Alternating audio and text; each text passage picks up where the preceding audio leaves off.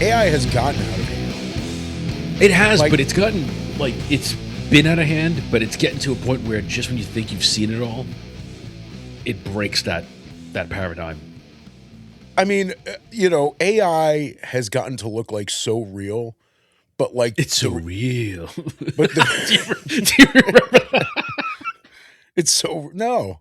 I mean, like whenever I say real or like when something's really That's real, actually from a thing, though. You don't remember it that? just I always think of John Connor from T2. Yeah, You're real. Oh, You're yeah, really yeah. real. No, but what are you talking about? Real? Is it really real? Well, yeah. It's a throwback to Levin Seinfeld. Is it really real? Is it really real? What? It's so real. That is from, I don't remember what it was marketing, but it was Sammy Sosa. Do you remember the baseball player Sammy Sosa? Yeah. Sammy Sosa was in that battle with who was he battling with for home runs? Was it Mark McGuire? I think it might have been Mark McGuire at the time. And Well, they were going back and forth. I know Mark McGuire like got the, he beat the record, no? At this point, yeah, maybe. Well, At the time, he got like the 61 with the asterisk or whatever.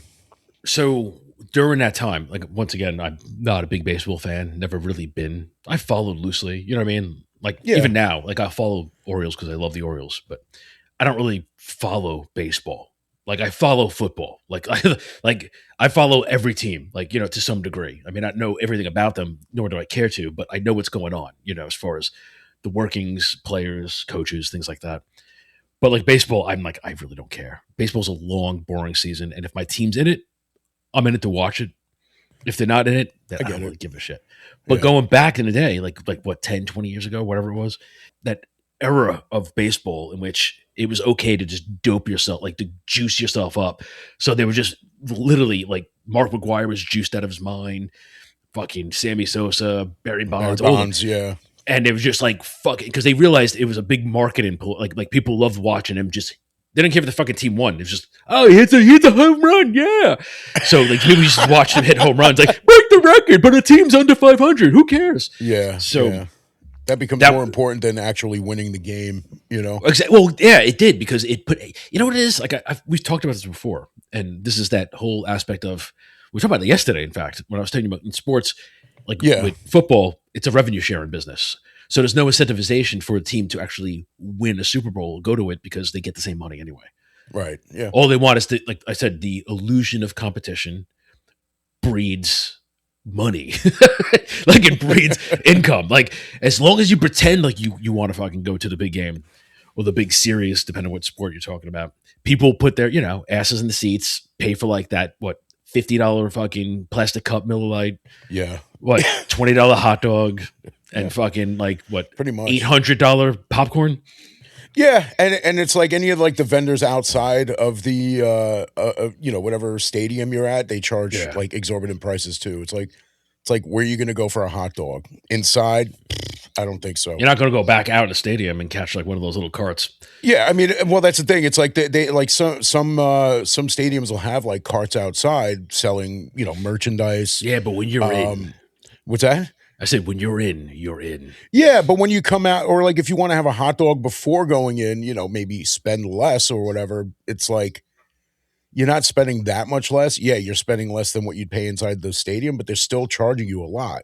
It's like, okay, hot dog outside, $6, inside maybe $8, $10. The bun is $6 alone. Yeah, so it's like, all right, you're gonna spend the money out here or in there. There's like the strip clubs in Florida, man. You just go to the strip club, not for the strippers, but for the fucking food vendor outside. But going back to my point, putting a dovetail on it, that's dovetail. At that time, Sammy Sosa was like popular, so like he was in commercials. So there was some commercial he was in. Then he goes, "It's so real," and I don't remember what the commercial was for, but that was his little line, his hook. I don't remember that at all. And then Sammy Sosa turned white, and his career was over. Yep. Yeah, that was weird.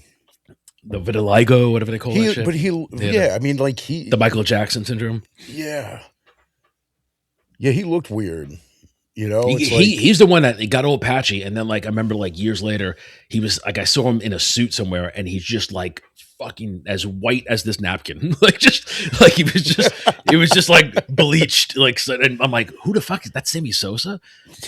I'm like, holy shit. Yeah, because I remember when it happened, people were like, "Have you seen Sammy Sosa lately?" I'm like, "No." Yeah, it's like you won't And believe like, it. And I'm like, it's so real. yeah, and I looked it up. I'm like, "That's not him." And I'm like, I looking know you closely. don't I'm like, believe it. I look closely. I'm like, "No, that's him.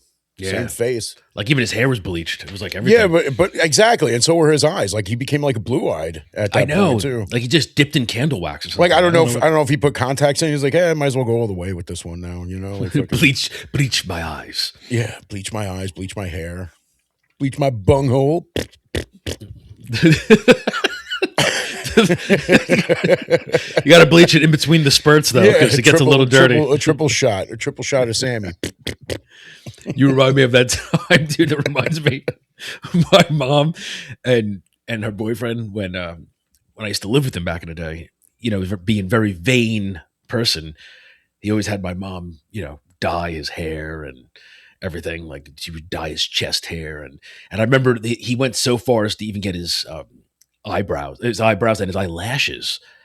And like with the eyelashes, of course, it's tenuous because like you have to, you know, if any of that stuff gets in your eye, you risk, you know, blindness. going blind. Yeah. And I remember one time in particular, I hear him like she put it on, and, and he's like, "Be careful, man." And she's put it on, and you can hear, "Oh, it burns! It's in it's in my eye." I go, I hope it was worth it. The lengths people go through. Dude, vanity. Yeah. Yeah, and that's the thing, man. It's like I have naturally blonde tipped eyelashes. Believe it or not. Somebody pointed that out to me once. Yeah. Believe it or not, my tips are blonde. But like, yeah, somebody actually pointed that out to me, and I had to stand like, you know, like inches from a mirror, and I'm like, oh my God, they are. You're right. And I'm like, people pay to like do that. It's like, why? Yeah. Like, there's nothing special about it. You know? who cares about the eyelashes though? Like you have to be up so close to look at them. Exactly. And it's like, you know, even if you close your eyes, like you can't even like see them. It's like show me my eyelashes. It reminds me of Aries Spears when he had those glasses on, and he was mocking all the women that get those giant like butterfly wing eyelashes. I don't know if I saw that one. He has like these big hater blocker glasses on, and then he takes them off. He's like, I just want to talk about this for the ladies. What the fuck is this? He's like, seriously? They're flapping up and down. And I'm like, you know, I mean, first of all, shout out to Aries Spears. I fucking love Aries Spears. Yeah, he's funny. One of the funniest motherfuckers out there. And for him to sit there and get those shits put on his face so he could just make that little, that public service announcement. Good on you for that, man. Well, you know, it's the lengths that some people go through for comedy, man. You know, some people put their whole body into it, like just to make people laugh. And you know, we've grown up watching, you know, stand-up comedians who do this stuff. You know, old school Saturday Night Live. I mean, at this point, you know, '90s Saturday Night Live is old school. You know, you look at somebody like we always talk about Chris Farley and like the shit that he put his body through just for a laugh. The physical comedy, which is not really done so much now. Yeah, exactly. Yeah, exactly. Like when he would do Matt Foley, you know, the motivational speaker, you know, the one who lives in a van down by the river.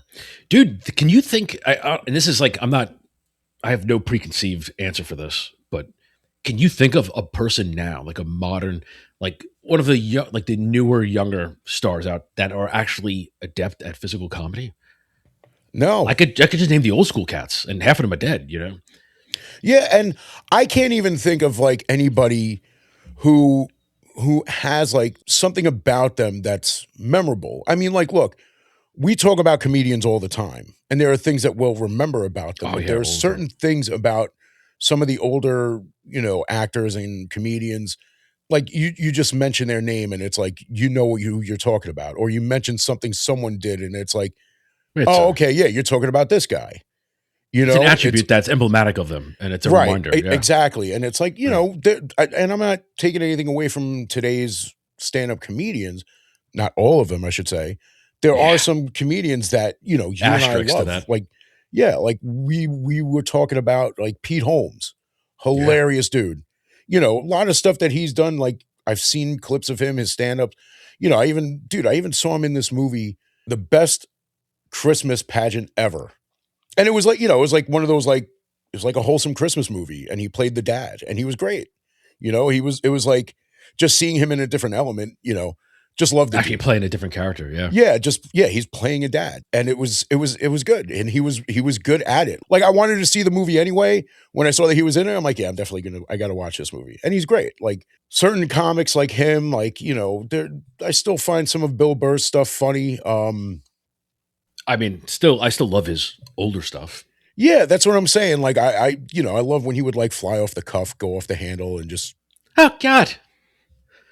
Ah, please don't make me spit my coffee all over my oh God. What is that? Are we going there?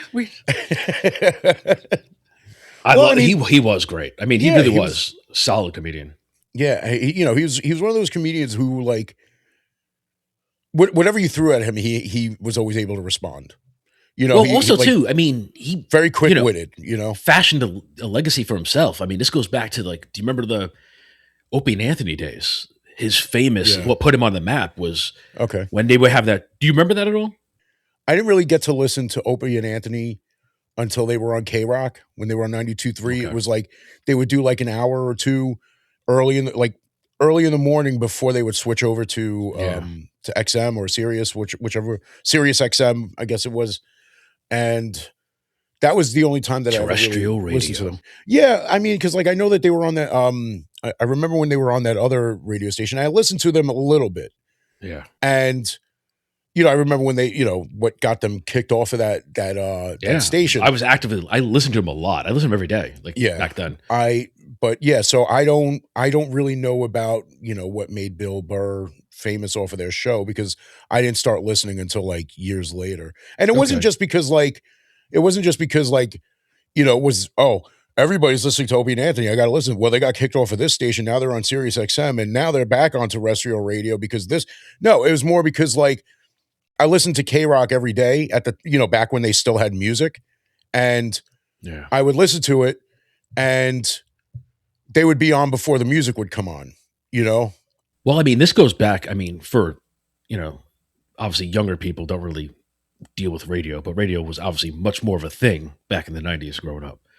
So you had like the shock jock radios, like stuff like, and obviously Howard Stern was one of the people that really spearheaded that as far as mainstream popularity. And I listened to Howard Stern every day. I remember Opie and Anthony. I was a huge fan of Opie and Anthony, just like the insane, just debaucherous type of content that they put out. And plus, they always had like a bevy of great comedians, Jim Norton and what have you, just always Dude, on. Yeah, I always loved when And Jim Norton was on. dude, it was like a highlight reel every episode. So when they were doing Sex with Sam, which is what pretty much ended their terrestrial radio run, that was like what a wild thing to, because you're hearing it. You know what I mean? It's like back in the day, like there was no visual because you're just listening to the radio. Right. Yeah. And What like was this, it? like Was it St. Patrick's?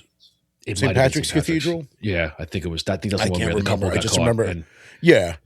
And it was because of them. Yeah. and they made an example out of them. So then they got shut down. And then it wasn't until like years later when the Sirius radio became a thing, Right. the internet radio. Mhm. And then all of that, like, and it wasn't even Sirius that picked them up because that was the XM massive deal that Howard Stern carved in. Yeah.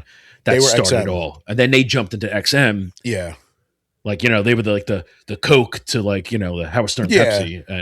And that's the thing. Like I can't remember. I thought it was XM first. I thought XM came out first because it was It may have. I'm just purely referring to the big deal. Like when Howard Stern left, like that was a huge deal for radio. Yeah. And so he signed that massive, like it was Sirius Radio. So that put Sirius Radio on the map. I don't know if they came out. I have no idea chronology as far as because like I first. think that's what it was. I think that's where Opie and Anthony went after But I remember, whole thing happened with the radio, and it was like it's like you had to pay to listen to them. I'm like, okay, it sucked. Yeah, because I remember going, shit. See, but that's the thing though. I didn't listen to them like that, so like it wasn't like a big deal for me. But I had a lot of friends who listened to them, and it was like I said, it's kind of what kickstarted me to even listen to them when they were on K Rock in New York. I mean, it was a great era at that time. And they even had the Whip 'em Out Wednesday, the stickers. And I had a sticker on my car like Yeah, I everyone remember else. that. And that was a Yeah, thing. Like that was yeah, an I actual remember thing. that. I remember that, and I remember, Jim Norton was always on, and I was listening to it, and it's like he had a book, like he wrote a book that he was putting out, and he was doing a signing. So I was like, oh shit, like I told my buddy, I'm like, dude, Jim Norton's going to be here. He's going to be signing books. I can't remember if I already had the book or if I, bought it there, but he autographed it. He wrote, he's like, he looks at me, he's like, what's your name? I'm like, Joe. And he's like, dear Joey, you're a good boy, Jim Norton. I'm like, What a okay. thing to say. And yeah. I mean, it just made it even funnier. And Opie was there too, and like I was wearing this shirt that I kind of don't want to say what it is. I'll tell you on the side later, or you know, Fair enough. yeah. So, and he's like, "Oh, look at this shirt." But like the weird thing was like Jim Norton looked like he was like not into it. Like he looked like he had just like had it. Like he was just like Opie's like, "Hey, look at this shirt." He's just like, whatever. Yeah, exactly. So He always like, had that disgust, like, but yeah, exactly. But it just kind of like added to it because like Jim Norton, and it's just like because like Opie's like, "Oh, look at his shirt," and Jim looks over and he's just like just kind of looks like, "Oh, okay, like what the fuck do you want from me?" I'm yeah. like, all right. It's like, hey, listen, man. I get it. When you get to a certain point of like celebrity or stardom, it's just like people are up your ass all the fucking time, and it's like. When you're somebody like Jim Norton and it's like, all right, you got to do book signing. It was probably like, fuck, really? Like, what the fuck? Like, he goes into detail. Like, do you know the whole thing about how, like, his whole thing with fucking Derek Jeter? I'm not familiar with. Do you have a beef with him? Well, yeah, kind of, because like he's a or huge he just has Yankee like a tension fan. with him. Well, he has a contention with him because of an experience that he had. Oh, dude, you remember this experience with Derek Jeter? Yeah, yeah. You have to relay it. No, I'm I not can't. Yeah, I don't know word. Like I can't say if I'm telling it right word for word. Well, I mean, just a summation. Jim Norton. Like, what is, yeah, Jim Norton. Jim Norton's a huge. He was a huge Yankee Derek fan, Jeter right? fan. Yeah. And I remember like seeing like a video clip of him like losing his shit when Derek Jeter's book came out. Like I think somebody like handed him the book on the air and he just tore it to shreds. He's like, "Fuck this piece of shit. Fuck him."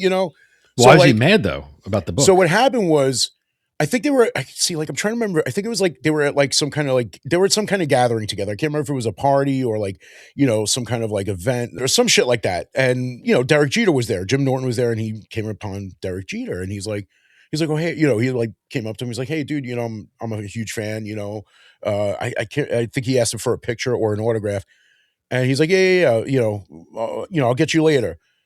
And days going by, the event's going on, and same thing, hey, Derek, can we get that picture or whatever? He's like, yeah, just give me and he basically blew him off the whole fucking the whole day. Time. Now this does sound familiar now. Now I'm starting to So he blew him off the whole time, and then like, it came to the point where I guess it was like, it was like the end of the party, and like, Derek was leaving, and it was like, it wasn't just like, no, no, listen, man, I can't take a picture right now. Or no, I can't give you an autograph. It was like, yeah. Just, come back later. It's like the old joke, I mean? How do you keep an asshole in suspense for 24 hours? Like, yeah, well, keep pushing it back. And as I'm reading that in his book, and I'm like, oh, okay, so that's where his whole fucking hatred for Derek Jeter comes from. And it's like, I get it. And, it's a little different because it's like, dude, you're fucking Derek Jeter. It's like you got this guy who's a huge fan. Sports fans are very loyal. I mean, that, especially when it comes to teams like the Yankees. Norton, if I'm not mistaken, wasn't just like a big Yankee fan. He was a huge Derek Jeter fan. And it's like, here's the guy that like he's sort of idolizing, blowing him off. Yeah. And it's like when you find that out about somebody that you really like look up to, that they're that kind of fucking person, you're just like, what the fuck was I fucking like? What did I expect? Why did I expect something good out of this fucking person? Dude, it reminds me of like back in the day when I idolized people. Like if I went to go meet Stone Cold, like when I did, and he just blew like instead of signing like an autograph, he just went, "Get the hell out of here!" And like I would have been so, I was like, Stone Cold, how Did could you that really do this happen? to Or are you me? saying like No, if you I'm did? just Oh, I'm okay, all right, fabricating because I did meet him once because he was a hero, dude. Who wasn't he a hero for back then? right, yeah, true, He was true. like the fucking dude. He was like one of the greatest wrestlers of his era. Like, and when he was there, like at that time, dude, everyone loved Stone Cold. Yeah, Or for the words of Mike Tyson, Cold Stone. it's Stone Cold. Get it right. Yeah, you remember that? Yeah, I remember that. They were at that like panel, like the Yeah, the interview table, whatever. yeah. It's It's like, like yeah, that man, post fucking. me and Cold Stone is like it's Stone Cold. He's my boy, yo. Fucking love If I'm Mike your Tyson. boy, say the name right. Dude, I remember I met him, like, and like, got his autograph and everything. That's awesome, man. I would have loved to have met him. I would have loved to have met Steve Austin. I would have, dude. I still have yet to meet Mark Calloway, the Undertaker. I'm surprised you haven't because I know how much you love them. That's the thing. Like, I never know if or when he's going to be around, and it's like what the protocol is to meet him. Because like I remember, Dude Love, Mick Foley was coming to this wrestling shop that was in not too far from where we grew up. Yeah, right around And it was shortly after 2020, so like there were some restrictions Yeah. on how you were able to meet him, and I'm just like, enough of this shit. I'm done. Dude, who is the one I can't remember now offhand? Who was the person you went to meet and they were only taking pictures between like a plexiglass divider? That was Elvira. Right. Like yeah, I wanted to meet her. Like, yes, and dude, that's who it is. I remember going, "Oh man, you kidding me?" Because like I wanted to meet Elvira because I love Elvira. Oh, who doesn't? I mean, she was a classic.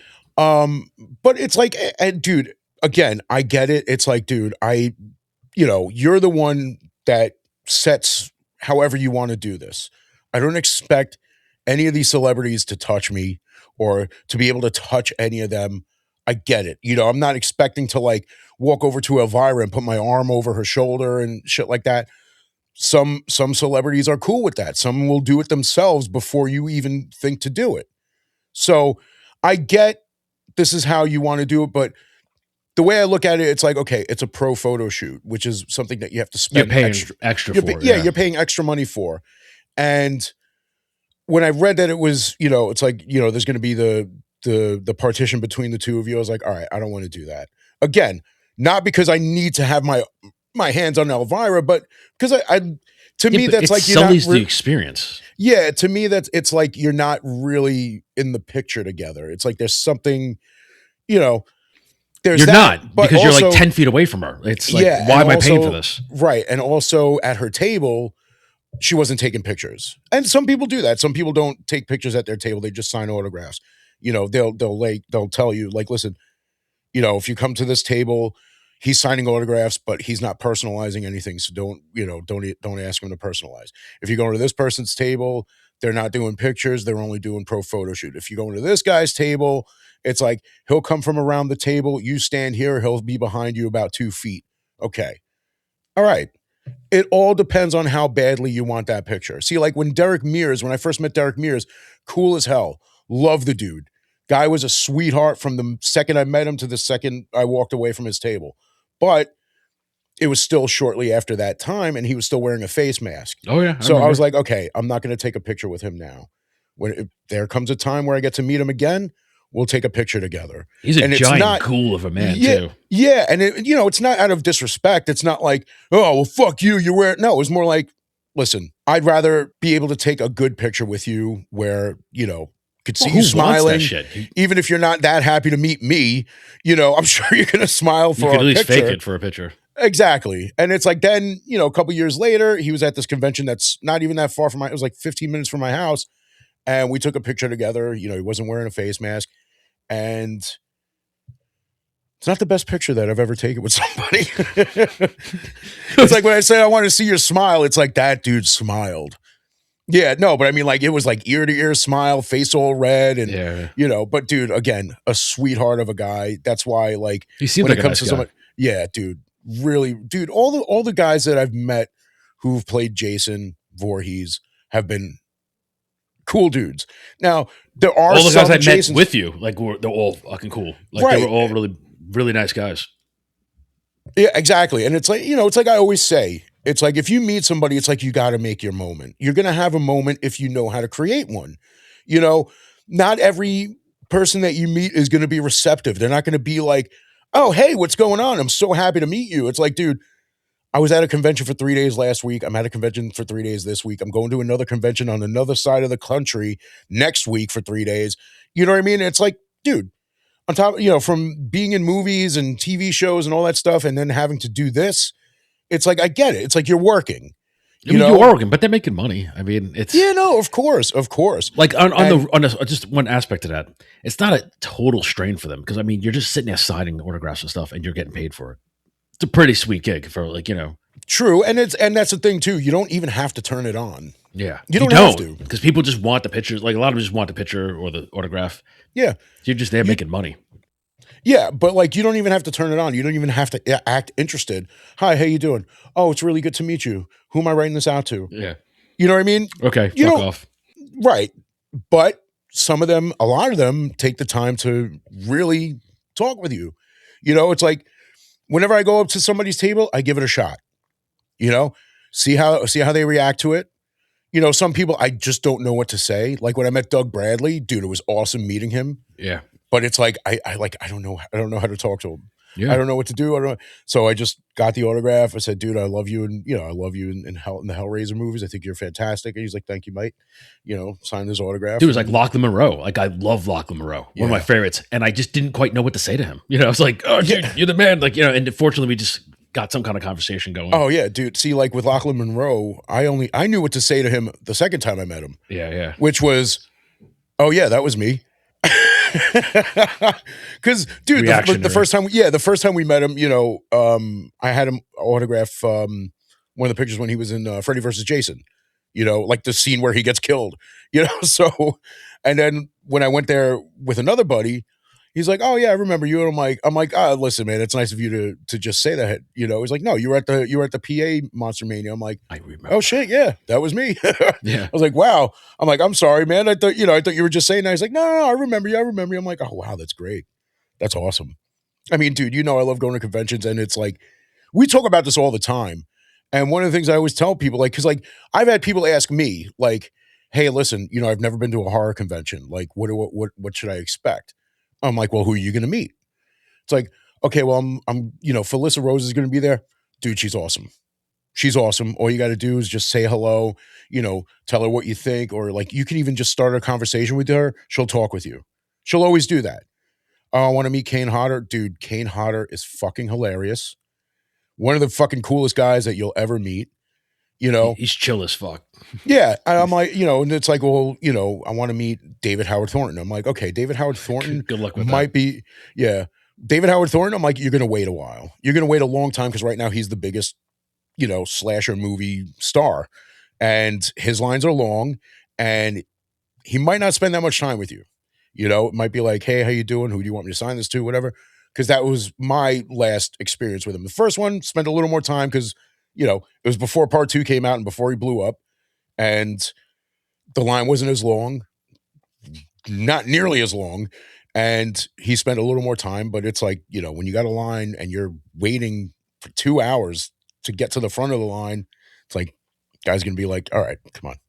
It's going to be like a freaking Christmas Story. It's like, we got a lot of people waiting here, so get going. You're going to shoot your eye out, kid. Like, remember the elf? It's like, come on. Dude, like little demons, like their face, like the color. Yeah. Yeah. Like little fucking demon. Come on, kid. Be gone. Dude. Well, David Howard Thornton, does he have much of a personality? Like when that time you met him? Because he seems like he doesn't. That's just my personal, maybe my disdain for him may be clouding that. But he does. It's like I remember because like the first time I met him, he was doing a pro photo shoot, and me and my buddy were trying to get there. We were trying to get there on time to like do it. We didn't buy the tickets yet. Again, this was my first horror convention ever. This was like 2021, and it's I know it's like, dude, like after all these years, this is the first time you go because like my buddy just brought it up. He's like, hey, this. I was like, oh shit, David Howard Thornton's going to be there. I want to go. It was David Howard Thornton, Eric Freeman, Keith Coogan. I think that one. I think Tom Arnold was at that one too. So yeah, Fucking Tom Arnold. Yeah, dude, and he was cool Yeah. as hell, man. Like, because I had the Silent Night, Deadly Night axe that I made in my bag. He's like, whoa, you're walking around with an axe. I'm like, he's like, hey, look at that. He's like, this is the only place you'll ever see anybody walking around with an axe, and no one gives a shit. You know, so, Sounds like something Tom Arnold would say. yeah, exactly, exactly. But that first time, you know, he seemed a little more like into it. He was a little more fun because, you know, we wanted to go for the Art the Clown pro photo shoot, and we were too late for it because my buddy's girlfriend at the time, who is now his wife, he had to bring her home, and then we were gonna go, and we got there too late for the pro photo shoot. And you know, I said to him, I was like, you know, we wanted to come for the pro photo shoot, but you know, my buddy's girlfriend was taking her time. He's like, oh, I gotta put my face on, and it was just so funny the way he did that, you know. And like, you know, the woman who was there, like, you know, the people who take the money for them, you know, their assistants or whatever. She's like, oh, stop it, you know.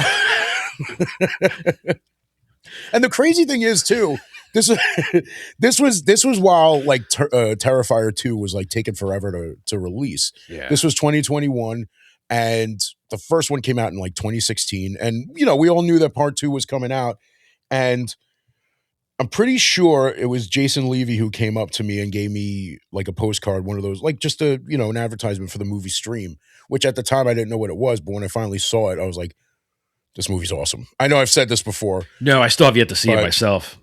Dude, like I said, man, it came out 2024, which was the same year that Terrifier 3 came out. If I put both of those movies together, Terrifier 3 versus Stream, I'll pick Stream. And it's not just because Tony Todd's in it.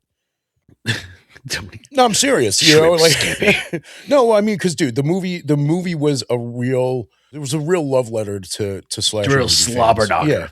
Yeah. It was a love letter to a lot of horror slasher movie fans. Okay, you know, because of the people who were in it. So I have a question for you. Ask away, pal. If you actually want to indulge, out of all your meetings, like you obviously been to multiple, you know, conventions. Yeah. I've went with 2 with you, and I know you've been to many before that and after. What was your worst experience meeting? Like, who was the one person, whether it's them or whether it was the circumstances, whatever it may be, who was the worst one? Like, what was your worst experience that you were like, oh man, I'm so sorry I went to go get their autograph? If there was one, maybe there wasn't. I don't think there was one. There was not one you'd be like, okay, this was a little awkward, or this was... No, because like... It's like, you know, he or she was an asshole, or... You know what I mean? Like, there had to have been at least one that didn't go over quite how you thought it was going to when you were standing there in line waiting for it. I don't think that's happened yet. You know, I can't think of anybody that I've met where it was just kind of like, oh, what a dick, or oh, what a bitch. You know, I think like anybody, like, I mean, I think the last convention that I went to was probably the worst experience, period. You know, not because of anybody I met, but because of everybody that I didn't meet. Meaning, I agree with that. The ones he didn't meet, because remember we had Jeffrey Combs. You know how much I love Jeffrey Combs. Yeah. And I wanted to get Barbara Carrington so badly, but Barbara's line was insane. Remember, it wrapped out because she was right next to Jeffrey, but like the line for her literally went out around the room, out down, and it was like I had to miss her. Yeah, see, and that's the thing. I got to meet her the year later at the Connecticut Horror Fest, which was awesome. Because like by the time I got to her table, it was just kind of like, you know, not dead. There just weren't that many people. But the last horror convention I went to, the New Jersey Horror Con, we get there, everybody that we planned on meeting was gone. They weren't there. Like we wanted to meet Jason Hervey. Oh my, yeah, dude. Wayne, and he wasn't there. Yeah. Vanessa Angel was supposed to be she was there. gone. She wasn't there. She wasn't there either. I'm trying to remember who else. Dude, like there were like 4 or 5 people we wanted to meet, and they just weren't there. I'm like, okay. Like we asked the people. I'm like, you know, where's Jason Harvey? And they're like, oh, he had to cancel. I'm like, well, what about Vanessa Angel? Oh, she had to cancel. That's such a shame. Because Jason Harvey's the only reason I watched. Years. Oh yeah. So Joe Bob Briggs was there on the Saturday, and it said on his picture on the website Saturday only, but it didn't say that for Darcy the Mail Girl, for for Diana Prince. So you go under the impression she was going to be there. I was under the impression that she was going to be there. Like he would be there the Saturday, but and she'd be there both days. It didn't say that on her picture. I don't know why I thought differently. I don't know why, just because it didn't say that, I didn't think that, but she wasn't there either. So thing was, we're like, why are all these people? Well, it says it on the website. That was their response. It's like, well, it says it on the website. Like the people, dude, I'm looking, I'm like, usually when somebody cancels, they'll have the picture of the person and it'll be like an X or something, or they'll turn the picture black and white and it'll say canceled in like big red letters on the picture. None of them had that. I'm scrolling, I'm like, where the fuck is this? Was it like a subtext over at the bottom? I get to the bottom of the list of all the guests, and there was like the little box with all the people who canceled. And I'm like, you got to Why would you put that in the fine print? That's like, yeah, that was the issue, was that move. It was a dick move. And it's like, New Jersey Horror Con was the first one that I went to. That's where I met Eric Freeman, where he had to use my axe for the pro photo shoot, and where I met Keith Coogan for the first time. That was fucking awesome. And David Howard Thornton. Yeah. So I think that's where I met Miko Hughes too. Which was Miko Hughes? Miko Hughes, fucking Pet Cemetery, Kindergarten Cop. Oh, okay. Yeah. When it's your first convention, it's like, it's so amazing because you're meeting a lot of people that you fucking, you never thought you'd meet. And, they usually have good merch tables and stuff. And it's like, every time I go to a New Jersey horror convention, it just seems to like I don't want to say worse, because like for the longest time, they would do it in AC at the old Showboat Casino. The Showboat closed down as a casino and now it's just a hotel. And they would hold like the horror conventions there. Great like venue for it. Well, that's the thing though. It's like for New Jersey Horror Con and, like the 90s Rewind weekend, it's like every single one that I've gone to at the Showboat, every time I've gone, it's in a different area of the building. Wow, it's so like the first bouncing around. Yeah, because the first time I went, it was like in a room, where all the celebrities were, where they signed their autographs. Then like the next, when I went to that 90s horror convention, it was almost like they put them in a hallway. It's like yeah, just put them out like a by the dumpster. Set up, just go right over here. Just set up over here. It's like, you mean like in this hallway? Yeah. It's like, well, and it's like, yeah, that's where the janitor goes. You can just set up your merchandise over there. Dude, it's like the old trope where you go to the restaurant and you're sitting right next to like the dumpster or by like the entrance to the kitchen. You know what I'm talking about? We have us sit next to the bathroom. Someone just blew it up. Yeah, kind of, and also like, was it Milton from Office Space, where they put him in the basement? Oh yeah. This is right? The last straw. Was it Milton? I can't remember. Milton. It's been a long time since I watched it. Yeah, same here. This is the last straw. Yeah, my stapler. That's my stapler. But going all the way over there just was, it was just like, it was a pain in the ass going to AC, first of all, because it's like, it's like a 2-hour, close to 3-hour ride. When they moved to the convention center, it was like an hour drive. Trying to remember the name of the Expo Center. I think that's what it's called. So, but it's not like it made the convention any better. It's just like they had a better area for where like the celebrities sit and sign autographs, a nice area for like the merchandise. But it's like when you go to the same convention every time, you get the same merch tables, and it's like, okay, I already got some of that stuff. Been here. Got some of that. Yeah. I think the coolest thing that I got though, the last time I went to a convention, was first edition hardcover Stephen King's It. Oh wow. I would imagine, because like I love that book. Just aside from that scene in the book that everybody, we know. Yeah, everything else aside from that is a good story, and it's mostly lunatic that is Stephen King.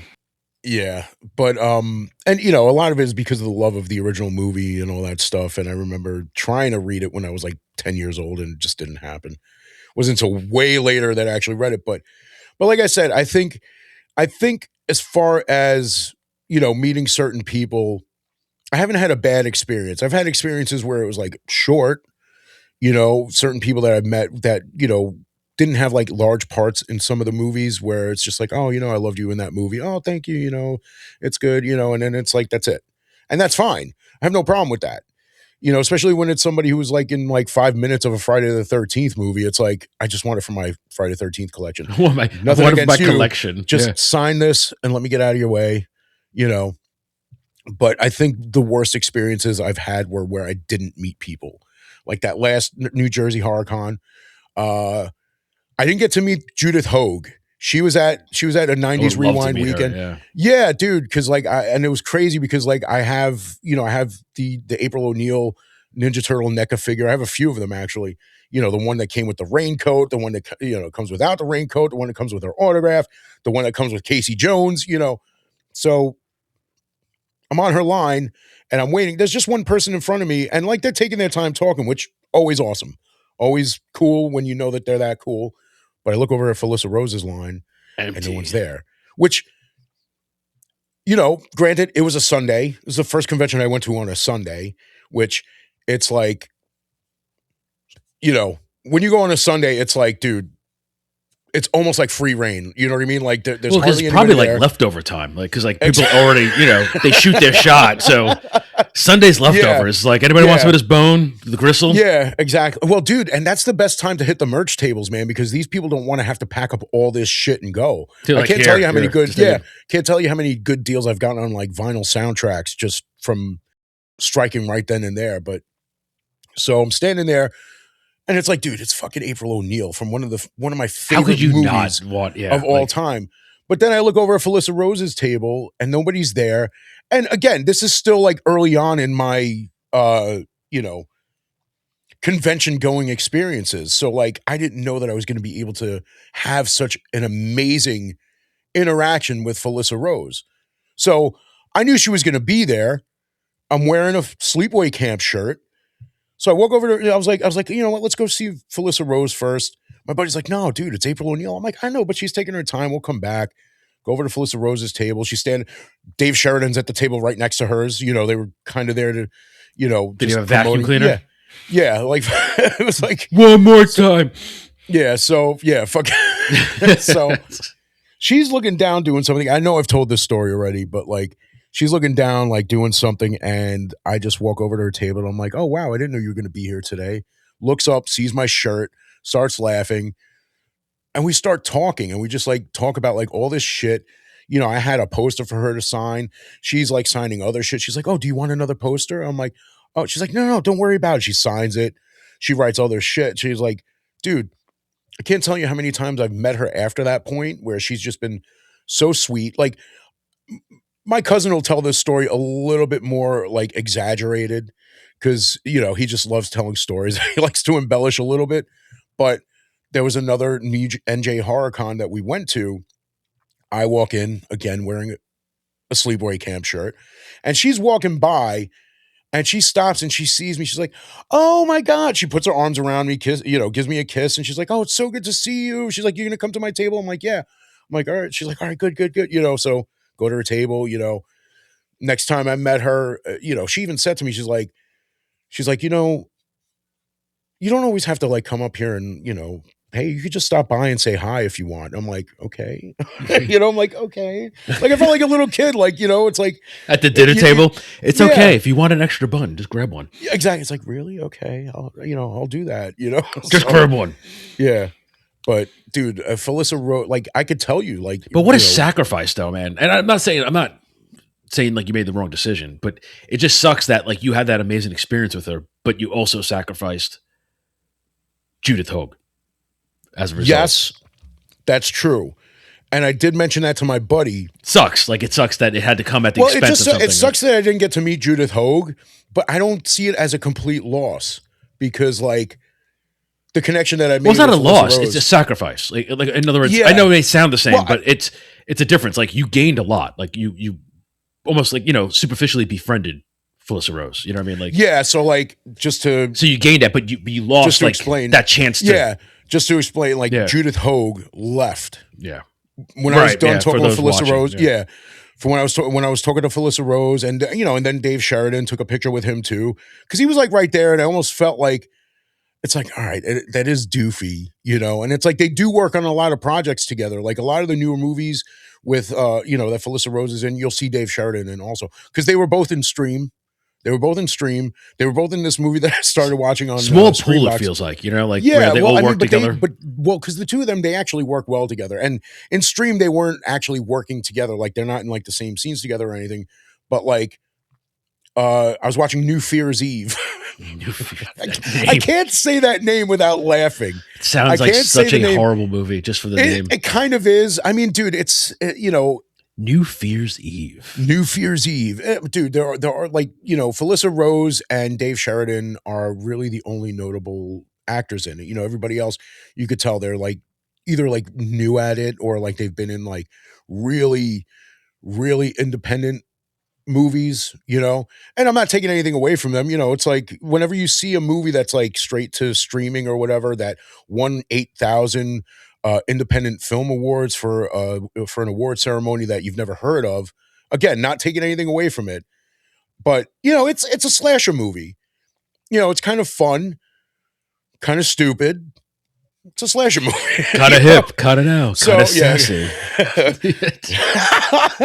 Kind of hip, kind of now, slasher. Kind of slashy. Kind of dumb, kind of shitty acting, slasher. Dude, that reminds me of just a quick note. Oh, no. I was just going to finish the whole thing about how go ahead. Judith Hogue left while I was talking with Felissa Rose, because that was the only reason I got off the line, because I was like, because I always figure like when someone comes for a convention, they're there from the beginning to the end. It was ending early because it was a Sunday. I think it was right. She left. Yeah, she left at like 2:00, and I didn't know that she was going to do that, and it sucked. I almost feel like it was better off that I didn't, because as many of those April O'Neil figures I didn't have any with me. Because like I'd had it in storage, so it was like shit. And I didn't have time to like go grab it and all that stuff. So if I do get a chance to meet her again, I'd rather her autograph, one of my figures. Like, I just love that. I love having autographed figures. It'd be cool to meet her, man, because it's just she's a legend. Just because of Turtles, man. That movie's one of the greatest movies ever.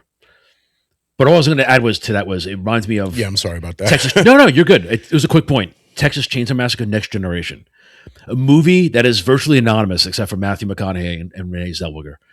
Like outside of those two, like there's no notable performance by anybody. Yeah, no, exactly. It's one of those movies. Like Matthew crushes it in it. I love McConaughey but see the thing with Next Generation was that was already like an established title, Texas Chainsaw Massacre. That Texas Chainsaw Massacre was already established, so you're already going to have people who are going to be interested in watching it. Yeah, but the movie wasn't good. The movie wasn't good, but that's all I'm getting at. It's like there's just a shitty movie.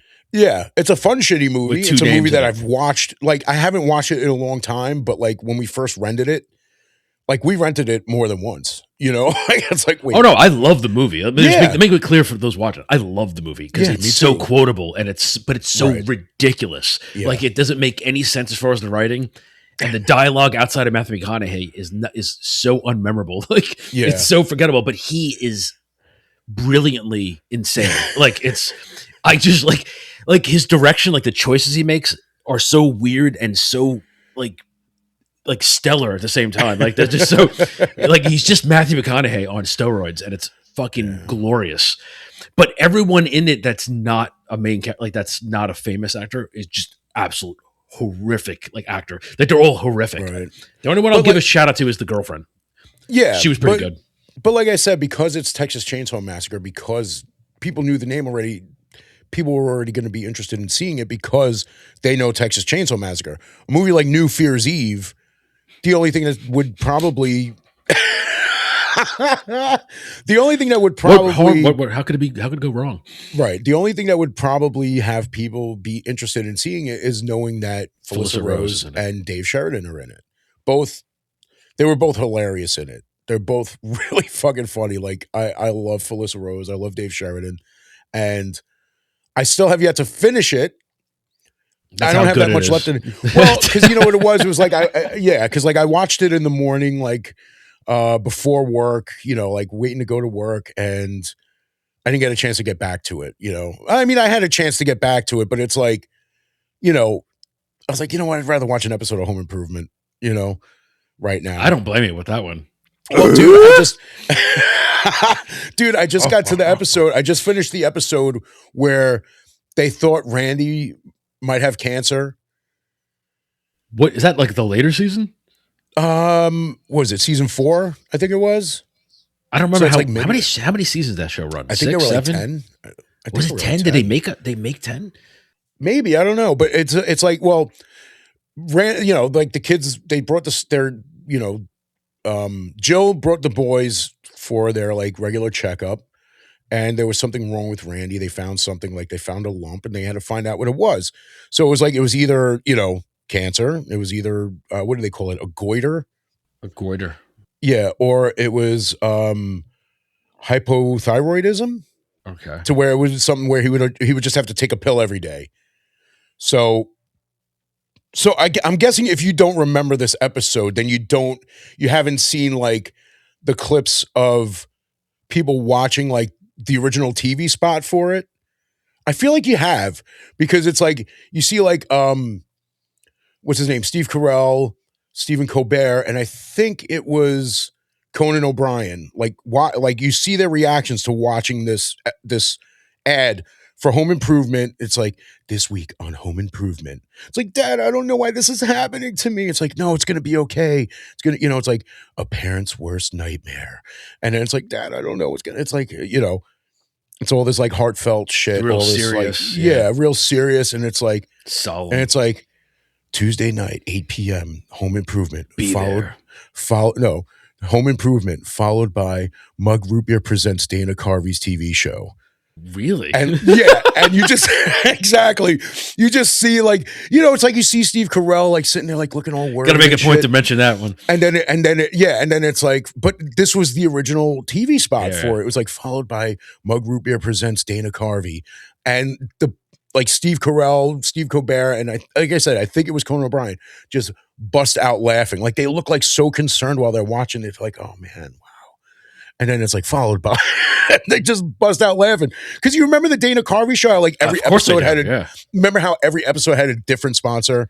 I mean, that I don't remember. I just remember the show existed. Like I remember seeing a few skits in mind, but Dana Carvey's a fucking legend. No, yeah, every episode had a different sponsor. Like I think the first episode was like Taco Bell presents the Dana Carvey. That I don't remember offhand. Oh wow, okay. Because it didn't last long. Yeah, because I guess they didn't have that many sponsors, but they kind of ran through their sponsors. The only skit that I remember, because it was so long ago, and it's like I feel like there's no way to actually like rewatch it. It was him and some other dude like playing pranks. But like their prank was like they'd go to like a gas station, pay for it and then leave. Gas, and then that's the one I remember. Like, that's the only one I remember because that shit was hilarious. Dude, it's funny you said that because that was my only skit I was gonna mention after you mentioned that. I only remember the one where they did that weird prank stuff where they would order stuff and like pay for it and then fucking leave before they give it to them, and they're like dying, like they're like they're at the drive-thru, they're like here, and he's like, and they goes, here's your wait, and they're like leaving like, yeah, that shit was so funny. God, it takes me back, man. Dude, I fucking loved Home Improvement though. I haven't watched Home Improvement in like I started a little bit but I only went through like the first season. I didn't get to like the bulk of the show. Well, see, like when I'm watching Home Improvement, like I'm not watching episode for episode because it's like I'll like sit there and watch. What, you put it like on shuffle?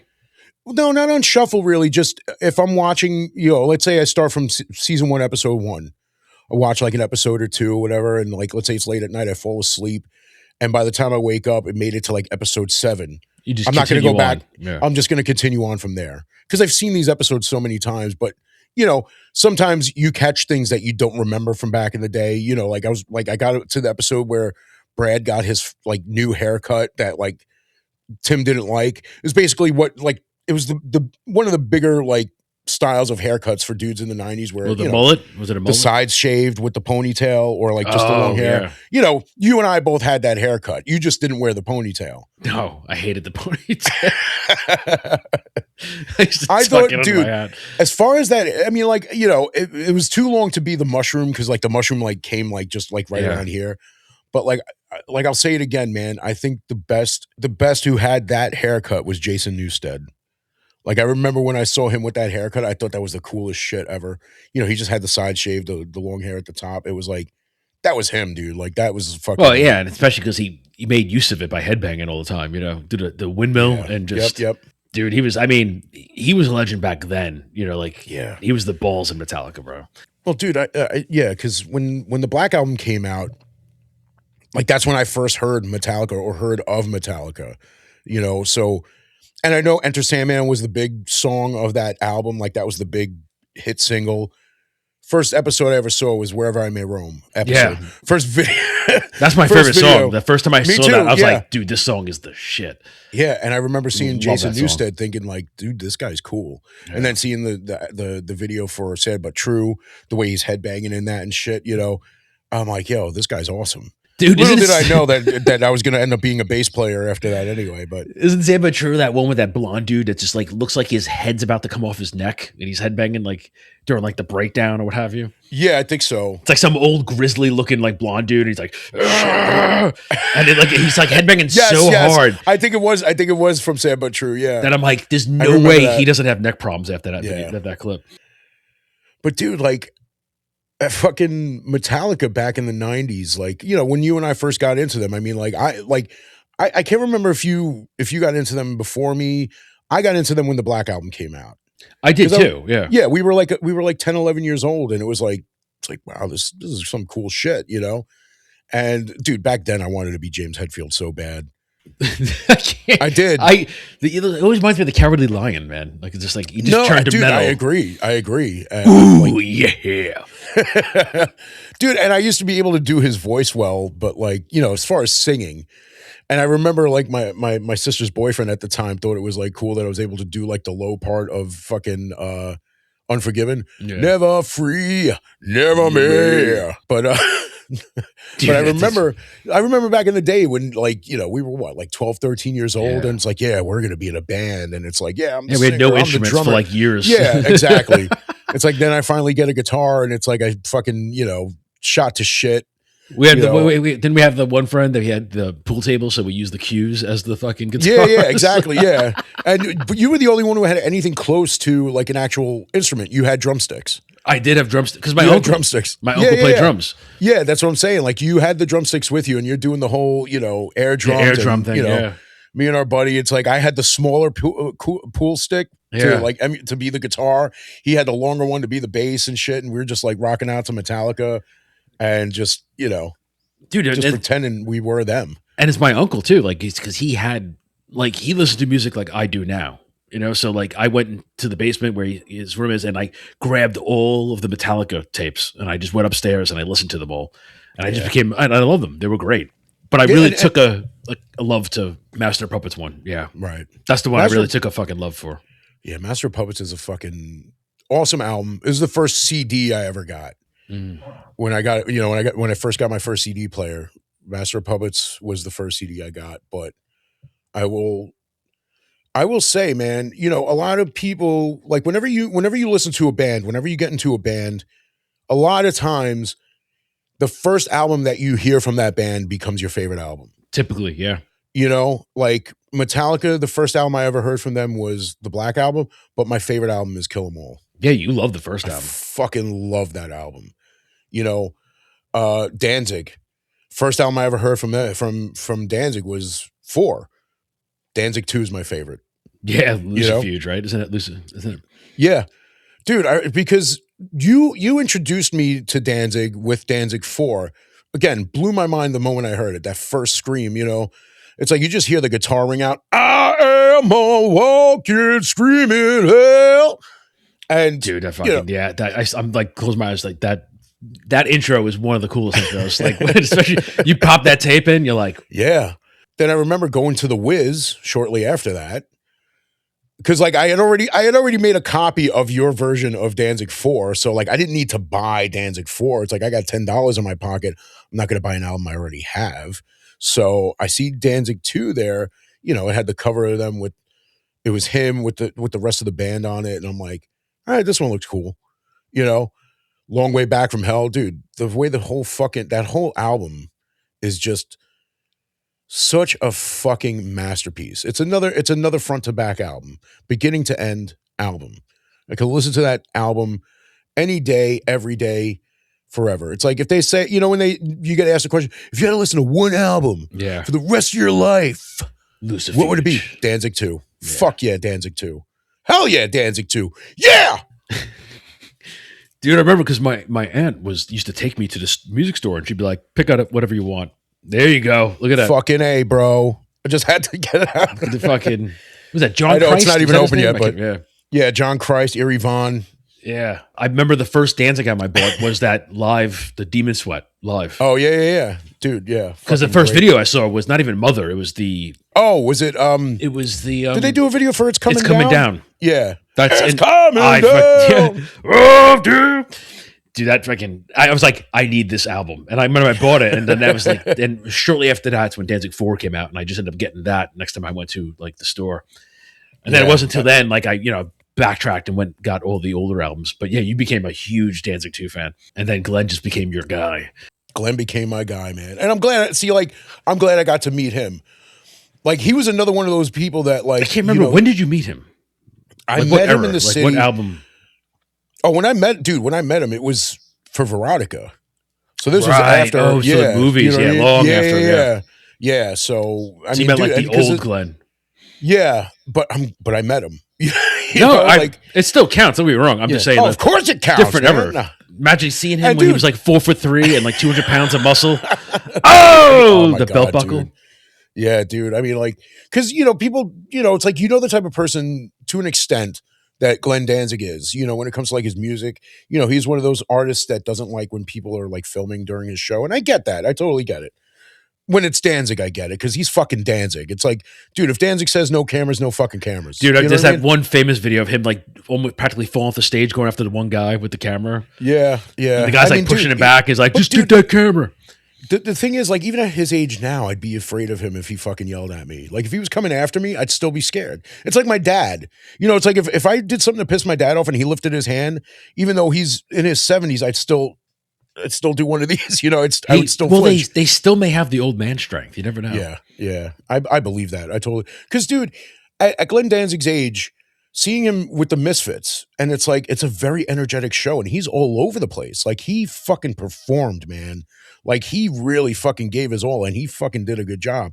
You talk to anybody who got to see them in New Jersey, at the Prudential Center, and at MSG, some people were like, well, I heard that they were better in New York than they were in Jersey. I'm like, yeah. Oh, the sound was better? Yeah, the sound was better. Still a good fucking show, though. Because in Jersey, they were with Suicidal Tendencies and, was it Murphy's Law? I think I missed the first opening band, but then in MSG, they were with Rancid. And dude, Rancid, yeah. Dude, Rancid, like, I was never a fan until I saw that show, man. So many years later, 30 years later, fucking, and again, I've said this numerous times also, I remember the music when I was younger, like seeing the videos. I was never like really a fan of them, but I know the songs, some of the songs, I know what they sounded like. They sound the same. Like Tim Armstrong sounded fucking like a, fucking 20-year-old kid, Yeah. Didn't look like one. No, but he sounded like one. It's like Slash. Slash sounds like a fucking teenage, like a teenage kid talking. Like, yeah, man. Looks like a wet thumb, but he sounds like a fucking kid.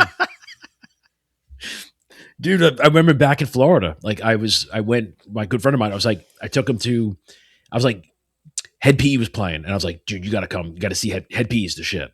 And Suicidal's playing too. And Suicidal just, dude, I mean, Mike Muir, the guy's like, what, his 60s now? But this is back like, I think 10 years ago. So he wasn't quite as old now, but he was, dude, still tearing up, like still fucking jumping around and fucking, dude, like just an absolute ball of it. Like, it's like, I'm convinced that before every show, he just downs an entire 8-ball and just goes out there and just fucking crushes it. Well, dude, you got to hand it to some of these, got that, like the fucking the bandana, like bandana, over over to the eyes. Yeah, dude's been rocking that style since the fucking 80s. Forever, man. Yeah. They, when I saw them in Jersey, they put on a great fucking show. Fucking, it's a fun time. Love Suicidal, man. Always been a big fan. Yeah, see, like the crazy thing is though about seeing the Misfits with Danzig. having been a huge fan of Danzig for so long, I know. I would love to see the Misfits, man, dude. that was the first time I ever got to see Danzig live. Oh yeah, yeah. So yeah, and it's like Two birds, one stone. Right, exactly, dude. And I would have loved to have seen, I would have loved to have seen Danzig as Danzig back, When Danzig back was in the Danzig. day. Yeah. It just never happened. It was different then. When we were younger, didn't have jobs, didn't our parents wouldn't be like, no, yeah, go ahead, go to the big. Well, it's also Satanic Metal accessibility. We didn't have the accessibility. Yeah. Exactly, yeah. So I feel like it was like, I feel like that's the way it should have been. I feel like that's like, it's like, all right, never got to see Danzig. I've seen the Misfits before seeing Danzig with the Misfits. I had seen the Misfits, believe it or not, 4 times. Yeah. Twice with Michael Graves, twice with Jerry Only fronting it, and then twice with Glenn Danzig fronting it.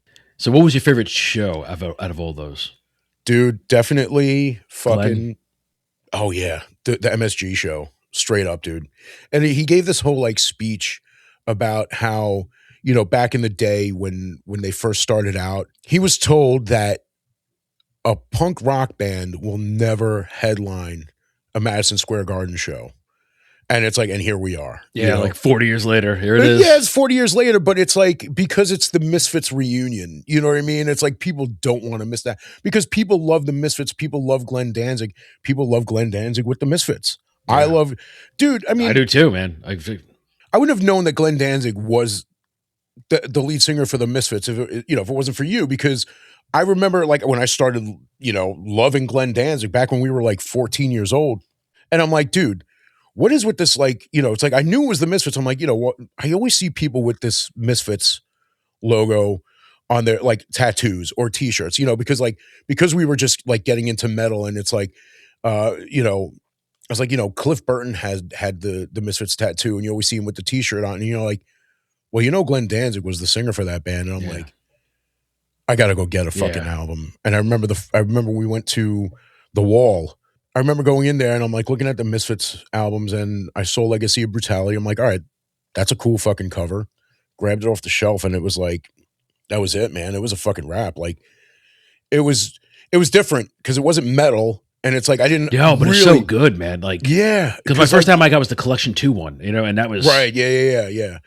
And listening to that, and it's like the first 2 songs were like just kind of like messy. And I'm like, okay, it's not bad.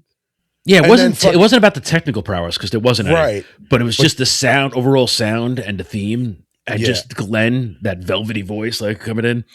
Right. But then, like I said, the first 2 songs were kind of messy, and then Hybrid Moments. Yeah, this was still my favorite song. Dude, I was like, I got chills the first time I heard it. I'm like, wow, this is my fucking song. And, it's like, it's a punk song, so it's like maybe 2 minutes long. Yeah. Fucking such an awesome song. And then, like getting more into them, hearing the song London Dungeon, fucking, that's like my favorite song. Like, I fucking love that song. They call us walking corpses. Dude, I mean, we don't even have to go up. Like, you and I, we're actually fans of the band. Like, yeah. And I'm not saying it's not a bloviation or anything. It's just that there's a distinction with Misfits because Misfits are a brand within its own. Because there's so many people that wear Misfits things but don't even actually really listen to the music. It's just that skull, the theme. Like it's so many people know that. Like, so many people wear it, especially back when they were still kind of around. Dude, for real. It's massive fashion. Brand. Yeah. It is fashion. It's about the passion, not the fashion. Oh, God, it sounds like a fucking poster, like a PSA. Right? Well, but that's the thing, though. It's passion over, for us, it's passion over fashion. For them, it's fashion over passion. Because we actually love Misfits. Dude, I see people wearing Nirvana shirts. All the time. Nobody knows they're a band. Dude, I even saw someone wearing like a Danzig shirt. Yeah. What shirt? It was just the skull. Just the skull. Yeah. I mean, it's easy to just like see a skull and be like, okay, that's cool. I'll buy that, without thinking that there's anything attached to it. But dude, Nirvana, man, like, it is a cool symbol. Nirvana's another one. It's a name brand. It's like so is so many people wear it. I see a lot of but people like still know Metallica's music. Like, I'm not saying people don't know Nirvana's music, but the point I'm getting at is it's Metallica's still an active band. Like, there's a lot of people that may know who Metallica is now and actually don't know Black Well, Album, I Master mean, Puppets, Justice for All, things like that. right, right. I knew somebody who was wearing a Metallica shirt, and this was before like the whole "well, name 5 songs" thing. Where like people see people wearing, people see people wearing a band T-shirt and like pull It's that the whole poser well, era. if you're This was before I had known that was a thing where people just wear their T-shirts because they're cool T-shirts. I saw a buddy wearing a shirt. He was wearing a Metallica shirt. I'm like, oh shit, cool shirt, man. Like, I was like, yeah, I saw them back in 2000. I would love to see them again. And it's like, oh, well, yeah, I don't really listen to them. I'm like, okay. I'm like, well, why? He's like, I just thought it was a cool Why do you shirt. represent him? Yeah. He's like, I just thought it was a cool shirt. I'm like, oh, Okay. Fucking. It's like I just not thought what that I was kind of expected. weird. I'm like, oh, Well, all right. That Whatever. reminds me when I was at an airport one time and I had a Deftones shirt on, and I think I even had my Deftones hat at the time on. Okay. I was decked out, and somebody came up to me, like a couple, and the guy's like, "Hey, have you ever seen them live?" And I was like, "Yeah, like a few times. One of my favorite bands."